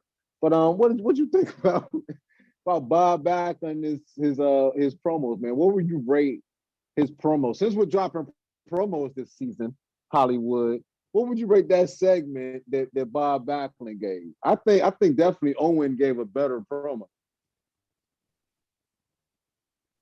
I think Owen gave a better promo for wrestling. I think for life and like authenticity, whatever the fuck. Authenticity. Yeah, you know what I'm trying to say. I usually can say it 9 times out of 10, but today I just usually can say it authentically. I got you. Yeah, no, shut up. You stupid. See, you fucking with me now. Quavo fucking with you. Get him, Quay. Hey, that's Go fine. ahead, Hollywood. Listen, I can move my way out of it. I did like D-Line, but what the fuck is going on with me? What is going on with you? See, Why God you don't like ugly. God don't like ugly. Tongue-tied, tongue-twisted. Listen. Listen, okay. All right, come on now, Mike. Let's be real. All right. To give your honest opinion. This could have been on American Crime Scenes or whatever the hell them damn shows are. Serial killers and something like that. Whatever this promo was fit the description of whatever the man must be. Cause man, but that just shows you how good Bob Backlund was. Cause it was good. It was good. It made me scared for whoever he was about to fight. It made yeah, he looked like he was in an episode of You or something, like the wrestling edition. On this show 5 minutes or 10 minutes before, I just told you he killed Bret Hart.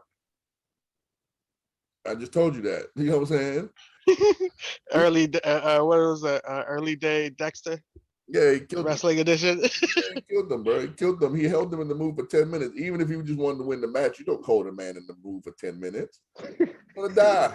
What is wrong with you? Yeah, when he's unconscious, man, just let him go. That man just sat there and I mean, to his credit, I felt him. Bret had him in his sharpshooter for like 3 or 4. Yeah, but there's a difference. The sharpshooter is going. The sharpshooter just hurts your legs. You can live without legs. You can't live if you can't breathe. Fuck that. He choked them out. You know what happens when you choke somebody? They can't breathe. He killed them. That's what happens, man. Hey, listen, that like I said, he dies. Every serial killer and crazy lunatic white person I've seen in this country that they put on them shows, he fit the description in that promo. Every last one. You ain't lying. Every last one of them, bro. He fit the description. So, you know. It was a great promo. Yeah, it was a great promo that just was very loud. Yeah. Five different tones, man. Yeah, he was emotional. You know what? Like, because if you live in an apartment like I do, you know, you got to turn down the volume sometimes if it's too loud. I turn down the volume on that part. Not because I didn't want nobody to know I was watching wrestling. I just didn't want nobody to hear what he was talking about and to think that was me. Oh, man. That's funny. I turned it up. Quavo, what you think about Bob Backlund's promo? You live on bum ass. I'm not going to say where you live at, but you live on that bum ass. See? You live on that bum ass. Listen, Listen, until Thanksgiving. Nah, man. He ain't gonna be disrespecting where I stay, man. Come on, man. What I do to you? Listen, until Thanksgiving, that's what they are. Oh, okay. You talking about the football team. Okay. Yeah. So, I ain't talking about the block for real. Like, I wouldn't come on a podcast and diss a block. What the hell you think I am? I don't know, man. You be going in, man. Yeah, but I wouldn't choose the podcast to have hood beef. No, that's what you said. Well, I mean, what the hell? I just broke character, bro. That's just funny shit. Man, fuck black. Fuck Black and Black and Sean. I don't even know who Black is. I'm just making people up. All right, hold up. Be back. Little pistol. Right. Fuck little pistol. Little Hallmark. Oh, shit. I'm going to come on the podcast beefing with real hood beef. Hell no, I'm not in the lane. I'm talking about till Thanksgiving. The F your till Thanksgiving. After Thanksgiving, I'm sorry. Till Black Friday. You got to make it up on Christmas. Huh? You got to make it up Black on Friday. Christmas. That's fair. Yeah, till Black Friday. After, because you never know what's going to happen. Well, no. Let me not say that, because when you say you never know what's going to happen, you're giving yourself the ability to. Yeah. Don't be trying to put that out there in the universe. I'm not putting that out there. We know what's going to happen. We know what's going to happen. Beat them 48-7. I told y'all that a couple weeks ago. You said 58-7. No, 47-7. Don't try to add more. We're going to keep trying to add more. We're going to keep trying to add more. I mean, this is like your third full promo going on, you know what I'm saying? Like, listen, I be forgetting, man. I'm inspired by Bob go up every time. I'm inspired by Bob Backlund. Maple, you come out here. I'm going to bring purity. Integrity. Integrity. Man. Yo, you try to cut a promo like Bob Backlund, you're going to be hoarse as fuck tomorrow. Oh, man. I'm hoarse right now trying to start like Owen. My brother. Oh, look, don't make me start doing my Macho Man. I'll be hoarse for 3 days. Oh, man. That sucks. All right. Yeah, go ahead. Did we get the Quavo? Did Quavo talk about Bob Backlund? Or I think we kind of cut into Quavo's time. Kind of cut into my time, but we good. No, Bob, just no, Bob. No, Bob. I knew it wasn't going to work with those crazy ass eyes of yours, Bob. It just wasn't about to work. But yeah, I yield the rest of my time to Hollywood. I know you got something else. I know you got something else in your sleeve, bro. His stance. I know you got like one more thing in your sleeve, bro. No. I got one more thing. I got one more thing. Not the way that he was standing. Yo, the way that he was standing, dog. Like that was just, you know how like some people just stand and just stand regular, right? My man was like this with like his shoulders by his ears. And every time he pointed, it was like he was pointing from his ears.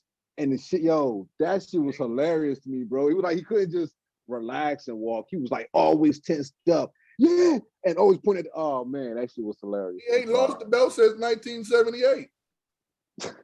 That's what he said. He said, I was the champion since 78. I just got it back. He said, I just got back the belt. That's the first thing he said. That shit was funny. He said, I've been the champion. He said, never lost it. Yeah, he hit LeVar Ball. Never lost. Big ball of brand. When he said that, I knew something was off. I said, oh shit. This is about to be entertaining. Oh man. We ain't gonna rate the promo. I just wanted to highlight the promo right quick, man. It was a great promo, man. Bro, that's exactly how he said it. He said exactly like this. I was the champion since 1978. I never lost. In 1994, I'm just getting the belt back. I said, okay, this time is great. Say, here we go. Oh man. And you know something? You know, this is the first pay-per-view that I watched on Peacock that didn't have any commercials. Oh no, this joint had commercials on mine. Yeah, I didn't have any commercials. I think you just upgraded the premium. Right, you upgraded the higher premium. Right. Or they're charging you to a higher jump. Right. Either way, no, I ain't got no Peacock, give us some affiliate links. I got it through my I got it through my through my see, I'm about to do a plug right quick for Xfinity, but I got through my Xfinity streaming joint. It includes all that. What you mean? Nothing telling you don't do that. I got Verizon. We try to get the check from all of them. Talking about the plug. The fuck? I'm trying to get the plug from Verizon. Hey, to all of them, cut the check. All right, so moving on to the next match. Oh, there's another match? Yeah, man, the main event. Yeah, we got the main event. Yeah, man, we had the special troubleshooting referee. You know what I'm saying? Let me say that again. Say it again. Troubleshooting referee. Like, we got IT out this motherfucker. Special troubleshooting referee for this next match. I'm talking about Bruce Lee's greatest challenge, the Delta Force, the Lone Wolf McQuade, the Texas Ranger.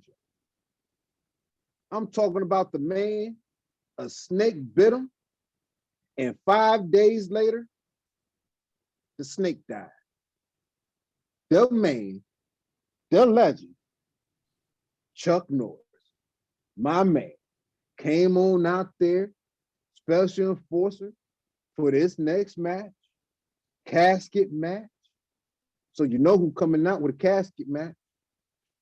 I'm talking about Mr. Paul Baird and Vince's greatest creation next to the tribal chief, The Undertaker. And who did he go against? Man, I'm talking about this man. He had Mr. Fuji in his corner. He had, and shout out to Mr. Jim Cornette in his corner. I'm talking about the man that was out there, jump man, Mr. Quadruple Extra Large, because they bought the super extra large casket. Paul Bear had the 2X urn of that jump. Coming out there over 600 pounds. The one and only legend, rest in peace, the Yokozuna. Man, let me tell you something, y'all. With these two big ass dudes in the ring, every time somebody hit the mat, especially Yokozuna, it just felt like it sounded like the earth was rumbling, man. I had the surround sound on this joint, and it was like earthquake, bro. I'm like, damn. Like, yo, I ain't lying, bro. To see Yoko move 600 pounds. What's up, Mike? That shit sound like an earthquake, bro. Sorry, man. Bro, like, yo. Gosh, that wasn't in my notes. That's funny. Oh my Lord. Hey, I had the surround sound on, though. Every time that joke hit, boom, I'm like, damn. But yeah, that was a big dude. And you could see that he was Samoan, man. They tried to pay him off as Japanese, and as a Samoan, what that they try to play him off as? Like fighter doing Japan and stuff. Y'all know, say in the comments, help me out. But you could tell he was Samoan, man. You could just look at him, and it was a great match. I enjoyed it, but I want to hear what the guys got to say, because I don't want to say everything that they gonna say. But I tell you what, Cornette was selling like shit. Quabo, what was your thoughts on a casket match with my man, Chuck Norris, Yokozuna, and The Undertaker? The Undertaker. Oh, you gotta Lord. say it like Vince. You gotta say it like Vince. You got to. Oh man, this match was definitely something. It was definitely something. I think the funniest parts for me were the commentary throughout the whole match. It was just, it's thundering, it's lightning, it's eerie, it's the Undertaker. Yo, man, like even with the thunder, like all of that, like dude, it had me laughing, had me like really entertained. And of course, even a young Undertaker will take 20 minutes to get to the ring. And that was entertaining to watch he had too. was tough though. He had the special intro because he was the only one that he came through where he came through at. So that he had the extra large casket, so Mm-hmm. I guess he had to. You know what I'm saying? He had to, no choice, bro. But it worked, and it still took him 20 minutes to get to the ring, which was entertaining, very entertaining. Mm-hmm. And then when he got in there, I think who was that? It might have been Gorilla or Vince, and he asked him. He was like, "Do you see that look on Yokozuna's face?" He was like, "It doesn't look like the look of fear or confidence." And It was like look of confidence. I was like, I know what that look is. It's hunger. He's hungry. He's hungry. I've had that look terrible, before. bro. I've had that look before. It's like you're staring out into the universe thinking, damn, what am I about to eat right now? I'm feeling peckish. Feeling peckish. Hey, big boys gotta eat. I ain't knocking it. And that's why, he put it on a good match, and hey, a lot of people wouldn't expect this kind of a match, but or this kind of work or this kind of like entertainment. But dude, this double wide, like big dudes like going against each other and then fighting back and forth to put them in a casket. Like this, capacity crowd, everybody looking at this, and all in all, like this match was entertaining. It was entertaining, and in my opinion, I liked seeing like Paul out there, but also seeing what's called Cornette out there too, and it's just so many things, so many different factors and pieces and components to this match that really like surprised you and really made you light up. And maybe it was the look of the Undertaker looking like he just walked out of formaldehyde, but it was entertaining, Mr. Fuji in the corner. Mr. Fuji in the corner with with Yokozuna. Like this was an entertaining match. I liked it. It really made me light up. Like it was good. It was good. Okay. This was definitely the shortest match. This match only went 15 minutes and 24 seconds. And with Chuck Norris being out there, I was like, somebody better catch a kick.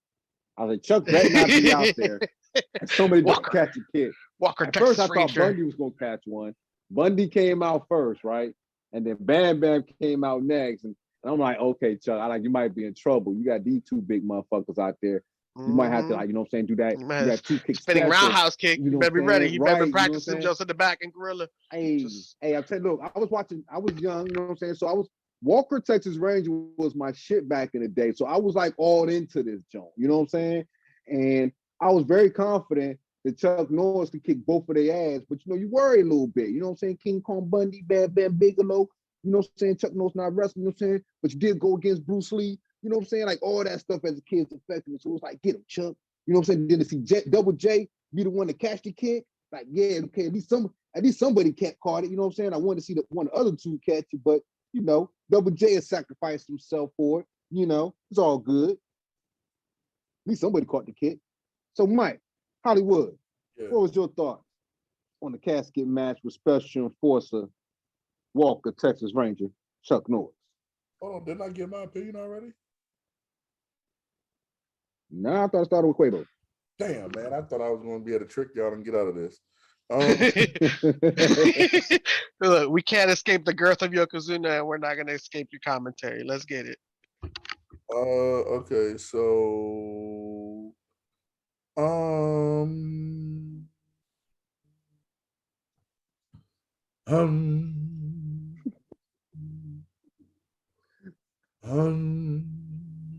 nothing for the match. No. I was doing the Undertaker. Yeah. Oh. Yeah, I was just humming to it, hum. Anyway, you need the thunder and the lightning. Yokozuna was really big. He really was. He was really big. Rest in peace to him, man. Rest in peace to him. He's good. He was actually pretty to be a big man as big as he was. He pretty was agile in the ring. One of the spots. I didn't mean to cut you off. Go ahead. I was about to say to see like these shows, and I'm like not trying to knock or anything, but to see these shows on TV, like My 600-Pound Life and shit like that, and see how motherfuckers walk and shit, and to see this dude at 600 pounds moving the way that he moved in the ring, doing the shit he was doing in the ring. Oh my God. I see why everybody talk highly about this guy, man. I see why. Like, in fairness, Marshall, the 600-pound people that be on those shows, they never wrestled. Mm-hmm. He's wrestled his whole life. So you know what I'm saying? Like for me, like when we were talking about the football for the Turkey Bowl, I've been practicing lately, and in practice, people have been saying, "Damn, Mike, you're looking really good." If you look at my size, I'm not even trying to be funny. I'm being serious. If you look at my size, you wouldn't think that I can move the way I can move, but I played football, so I still how to move playing football. Mm-hmm. Yokozuna has been wrestling his whole life. So these moves, sumo style. Yeah. So what, Quabo? You don't really think that he was Japanese, did you? No, but that was his gimmick, sumo style, bro. Man. No. You really thought he was Japanese, Quabo. Let me find out. He thought he from the East. Let me find out. You thought he was really Japanese, Quavo. Oh, that's Huh? You karma, motherfucker. You try to get me earlier. I see you. Quavo thought he was Japanese. Quavo thought he was Japanese. How you like that song, bitch? Anyway.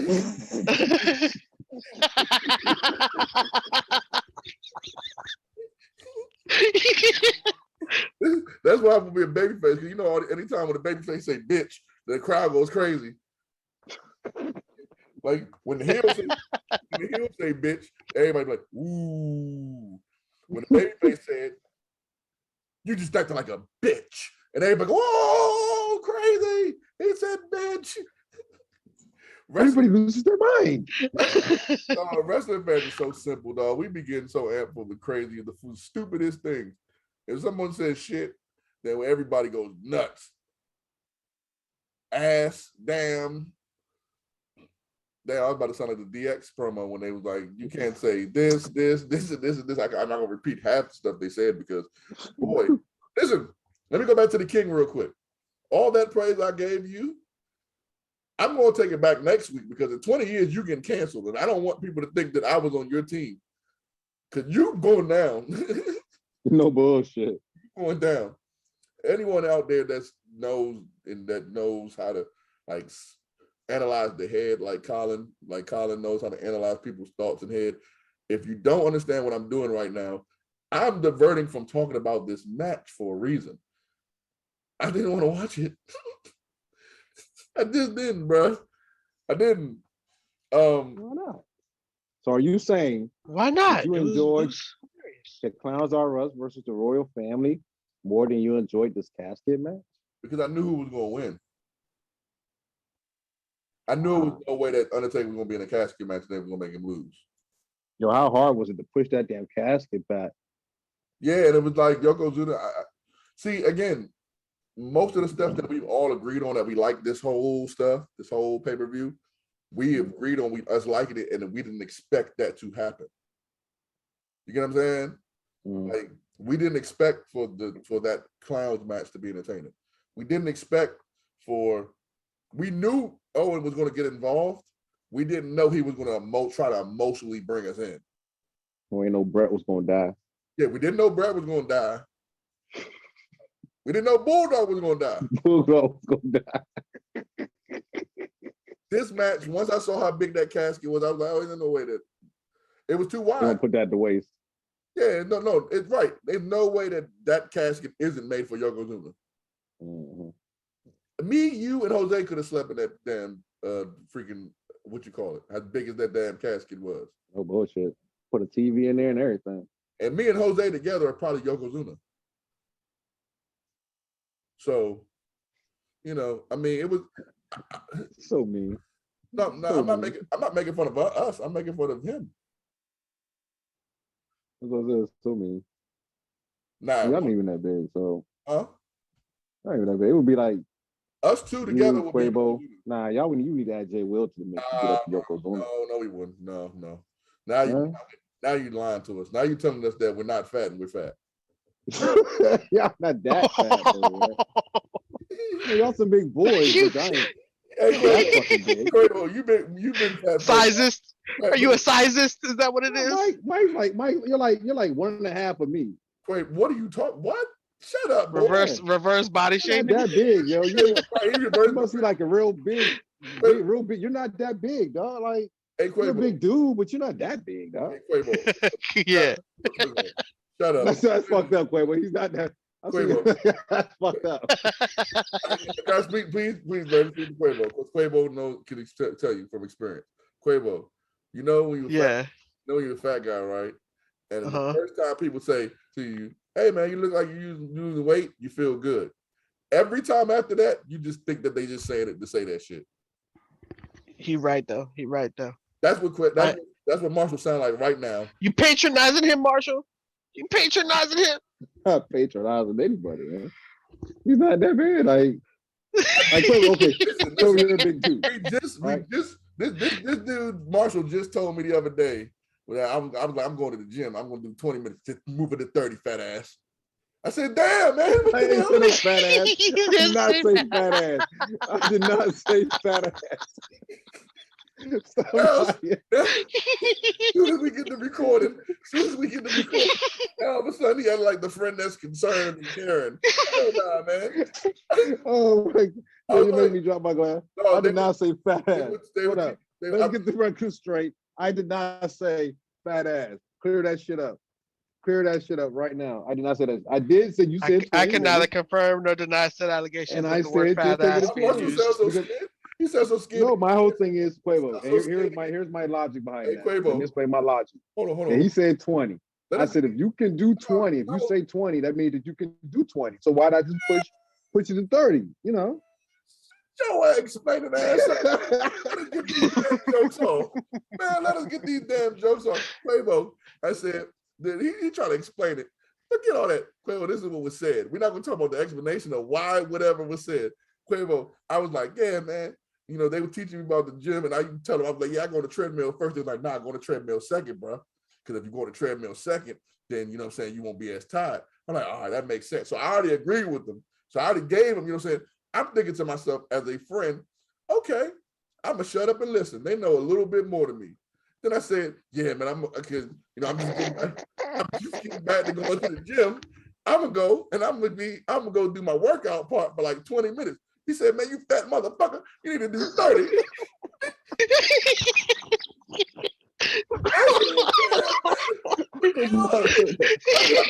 After the gym, bro, what you talking about?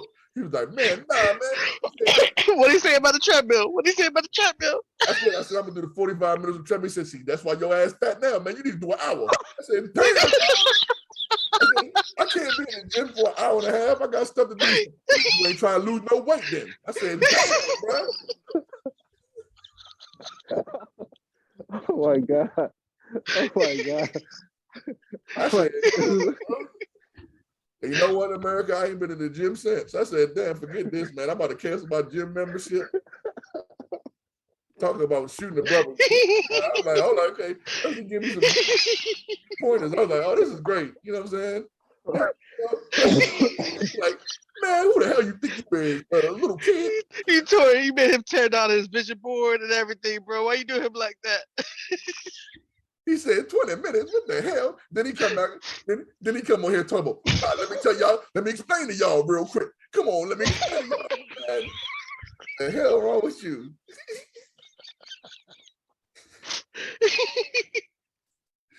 Oh. What the hell wrong with you? No, Mike. You're not gonna let them cancel me. No, I did not call you fat. I was not fat. You didn't have to say it. That's how it felt.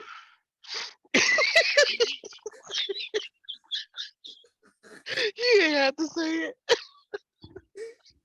Like, bro, he literally cut me off. Look, he literally cut me off on mid said, no, 30, do 30. I said, bro, what the hell? Are you even trying? You need to do 30. You Oh my goodness, bruh. Oh my God. I just had to mute the fuck out myself. Oh my God, my chest hurts. No, the back of my head hurt right now. Oh my God. You know when you laugh so hard your head start hurting? Yeah. Oh my God, man. You got my cheeks hurting. My chest hurting. I'm still in my time, so the match was okay at the end.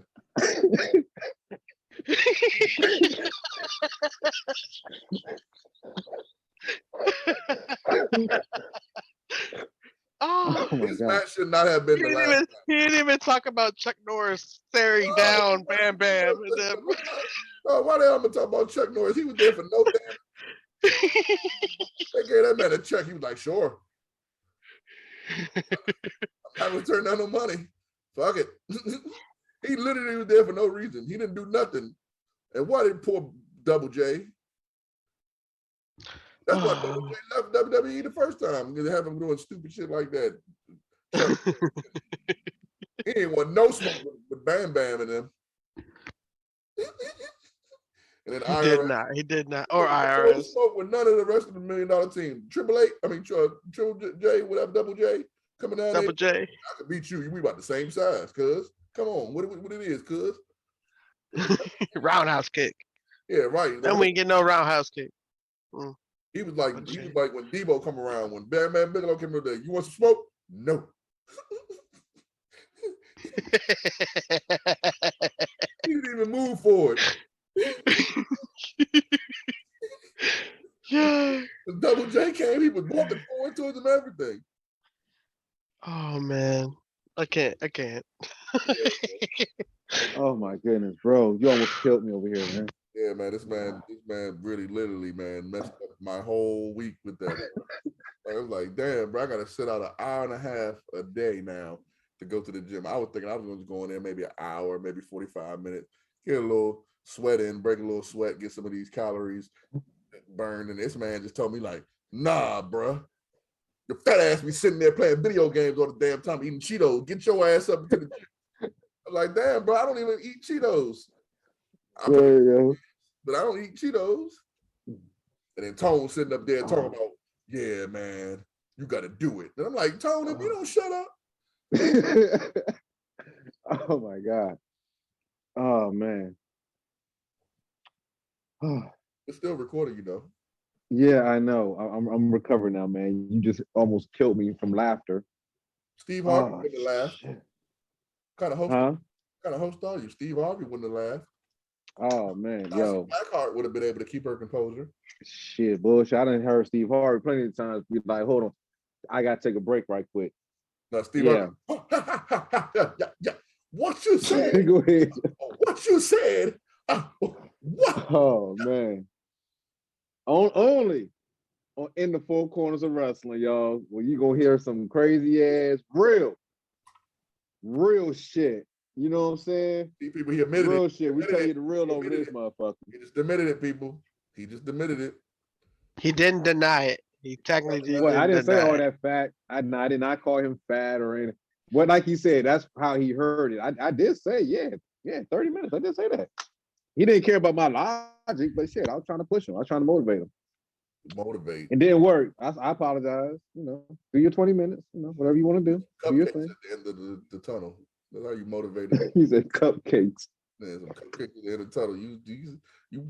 You trying to motivate me putting the carrot in front. Nah, y'all got some of these at the end of the tunnel. Sour Patch Kids, that's pretty good. But you know how Quabo, back in the day they used to put a carrot in front of the horse to get him. He think that I'm with some veggies going to get me to go to the gym. Hey, you know what? I just saw that. You know why I seen that. You know why I didn't used to believe in working out? Because DJ get you some. Oh, you cold-blooded, Marshall. You cold-blooded as hell. DJ Khaled and DJ Khaled and Charles Barkley been on Weight Watchers for 3 years, and them bammers just keep getting bigger. Yeah, that's because Charles people eating like quadruple what he's supposed to eat. Oh Lord. Charles eat one, but like I'm still hungry. Eat another one. I'm still hungry and eat another one. But anyway, man. Hey, what y'all rating this match, yo? Which one? The one that we just were talking about you talking about me, or the one that we watched on the Because if I'm gonna give that a rating, I give that a 10.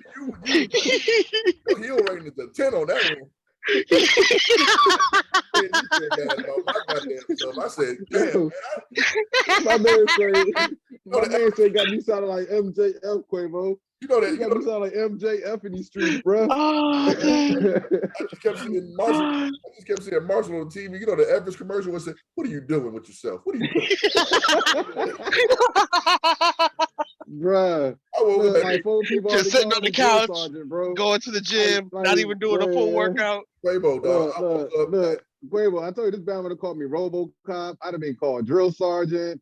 Man, it's never going to end, man. Quavo, dog. I woke up at 3 o'clock in the morning. I said, you know what? Planet Fitness 24/7.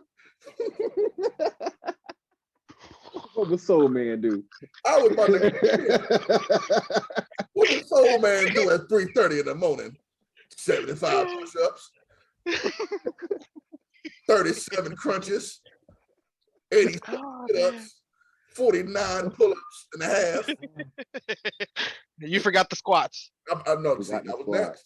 56 squats, 97 bench presses at 375. I told him I'm gonna start all the little things off in the beginning. At the I'm a bench press the bar. I'm gonna be the only person in there bench pressing the bar. He's like, no, you're not. You're gonna put some 25s on there. What? It's just like my football team. They try to tell me, man, you a big dude, you got to block. I said, block? What?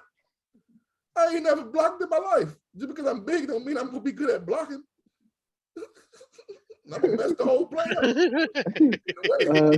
They're gonna tell you like this old Big Show. You a giant?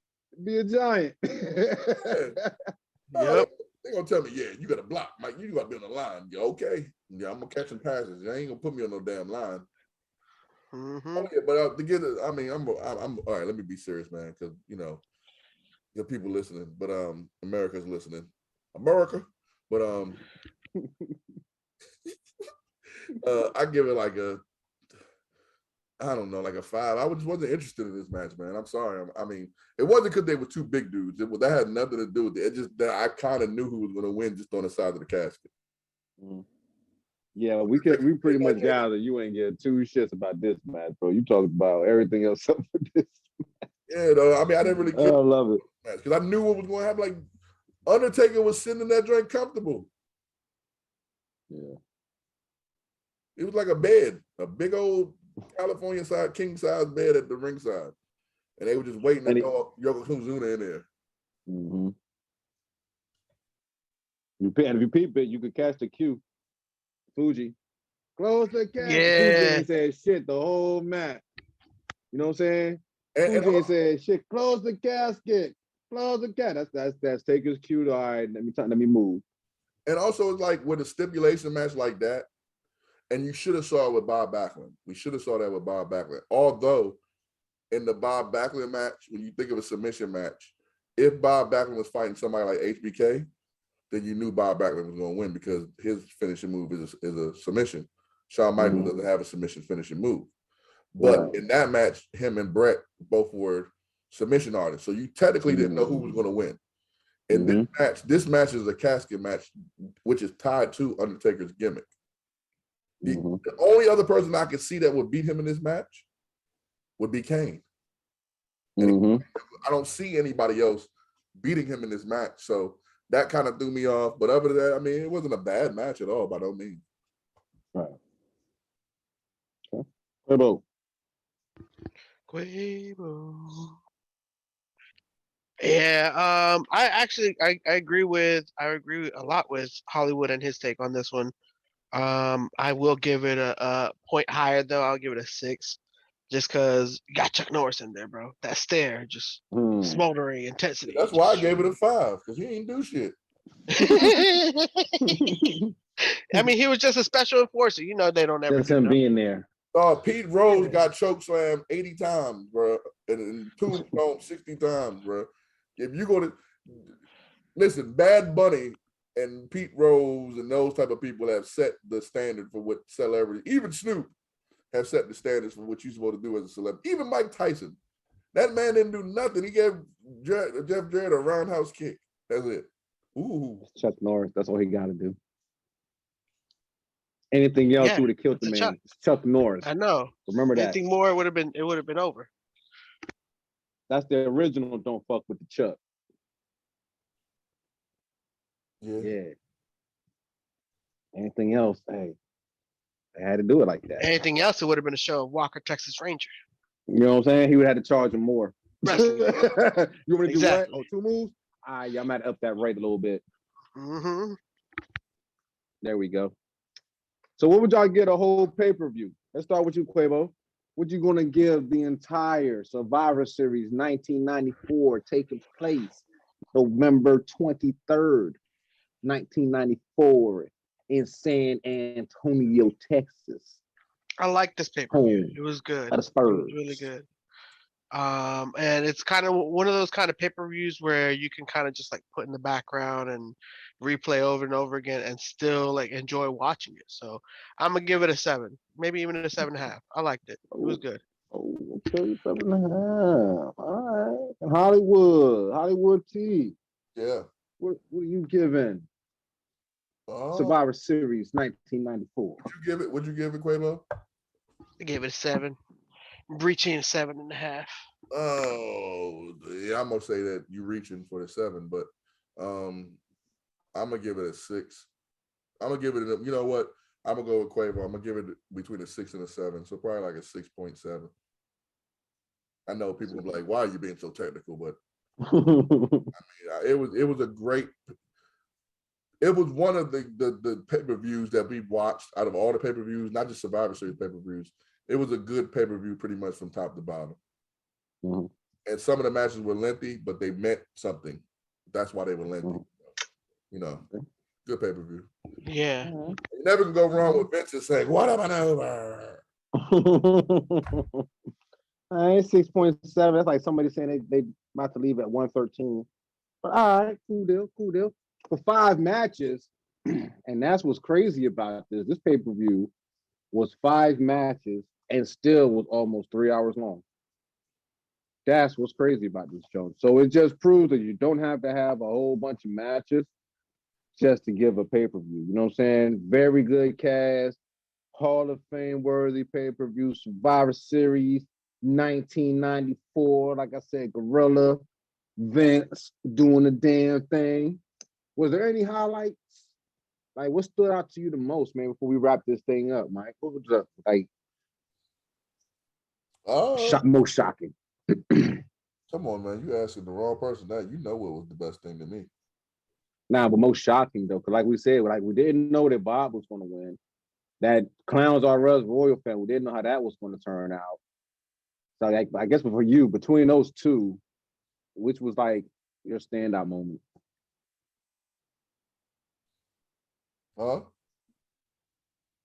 Between those 2 matches. Because I know those 2 surprised you. Can you hear me? You said what? Say that again. So Bret Hart, Bob Backlund, you were surprised at the finish, right? And then the Clowns R Us Royal family, that match has overall surprised you, right? Yeah. Because you thought that was, like you said, just hearing from the names, you think that's going to be some trash. You know what I'm saying? But it was actually entertaining.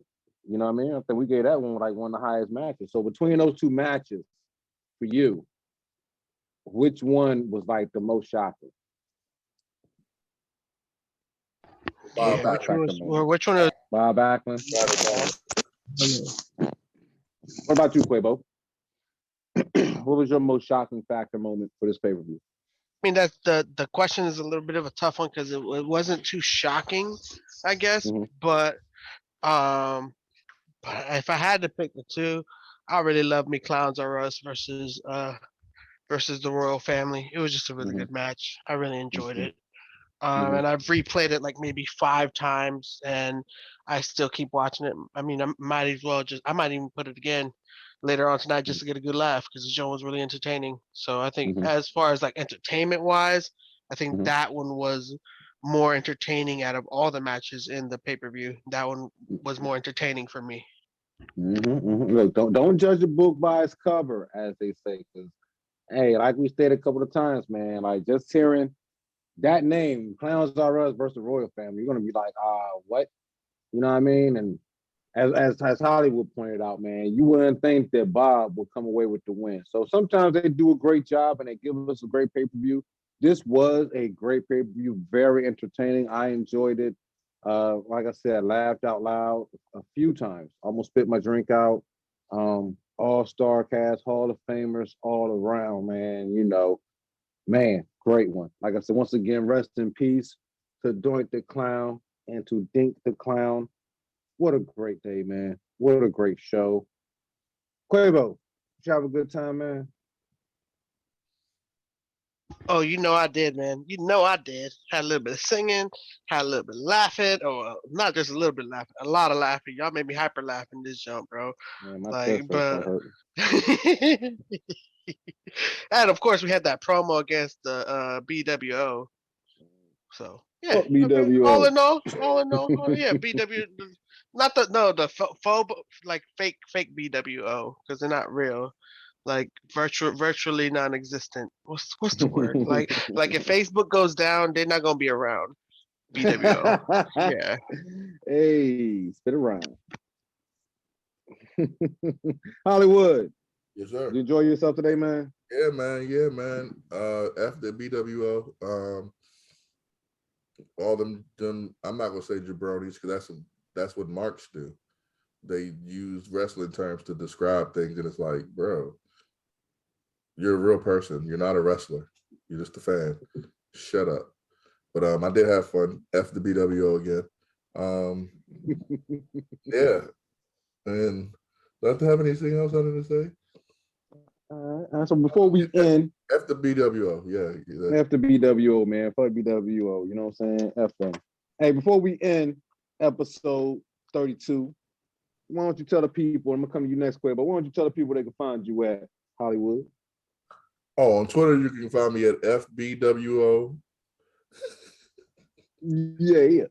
You can find me on Facebook at The List, FBWO.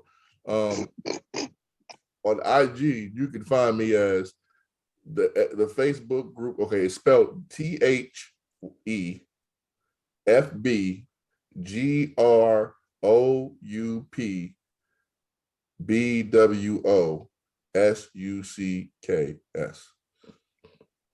Exclamation point. Yes. No, you can't put exclamation points in your name on IG. So I tried that, but it didn't work.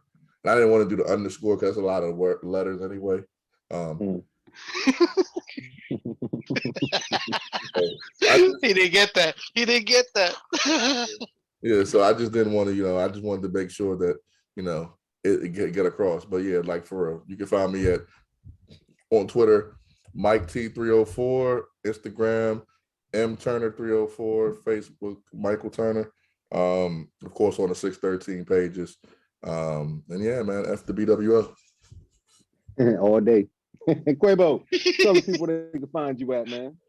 You can find me at Jose Quavo 8 on all platforms. That's right. Facebook, Twitter, Instagram. We might be on Pinterest, even Tumblr. I don't know. We're looking at it. No. You're looking at it. I'm not. I'm not gonna be. Ain't gonna be no damn. Ain't gonna be no damn Tumblr. I mean, we got Tumblr. I got it. I think I do. You got it. We ain't got nothing. Yeah, I don't have it. I don't got nothing. I ain't got none of that. I might make an FBWO page. Make one of them. I will. Right. I'm already on it. Good. I want you BWO punks to know. You can't fade me, baby. This ain't no gimmick. Dude gonna tell me, but you can come out with a gimmick or you can be yourself. Don't you know I am the gimmick? They don't know. They don't know. They don't know nothing. They about to find out. This is a whole bunch of people that was born in 92 that didn't see none of the wrestling and they think they know everything because they go back on YouTube and they watch it. And they don't know what you're talking about. You weren't there. BW. Can't reminisce. You wasn't shooting with me at the gym. Sorry, random. BWO, you know what happens when you weren't there? Huh? And you act like you was, and you know what you're talking about. And then you know what you're talking about, and you degrade people when they lose their jobs, or people are addicts. Huh? You know BWO? You know. And you live in your parents' basement. No, not even that. You live in. It doesn't matter where you live. You can live in a mansion. Looking down on people and talking down on people on a serious note is not a cool thing, man. And you know, I'm just playing about FBWO. There's some actually cool people in that group. There are. Shouts out to BW. You know, shouts out to BWO. But it makes the group suck when you got people like that in there, and then you have them as moderators and admins. That's not cool, bro. You ain't gonna give them no clap by saying no names. No, I'm not gonna say no names. That's right. They're nobody's anyway to me. I don't remember their names anyway, so it's not like I'm gonna say anything. Oh man. I don't know none of them losers. One dude gonna talk about if you make 40K, if you don't make 40K a year, you're broke. Bruh, if that's listen, I can't say what I want to say for real, but I'm just I want to say something so bad, bro. Like, if that is if that is your ladder for what you think is success is, bro, you need to shoot somewhere else because you definitely ain't shooting for the stars. Right now, you're just shooting for the rim. You just shooting. We definitely ain't talking to the same people. Let me just say that. Like, I don't know who you think. We definitely ain't talking to the same chicks. Let me say that. Yeah, you definitely ain't living the same lifestyle. Let me say that. And let me say, even if you are making less than $40,000, that doesn't make you a bad person. It doesn't make you less than anybody, even if you are making less than 40,000. Just the fact that you put a number out there just shows that you're a simple-minded little boy. But at the end of the day, and if you also making jokes about somebody's addiction, first they was making fun of John Moxley because he admitted that he did crack, and now they were making fun of him because of his alcohol going into the rehab. Dog, if that you think that's the type of stuff that's gonna make you look cool, or you're gonna get likes and friends and stuff like that, I'd pray for you because your life is miserable. It's actually more miserable than the person that's going to rehab. Pretty much. Because when he get out of rehab, we're gonna be cheering Moxley, Moxley, Moxley.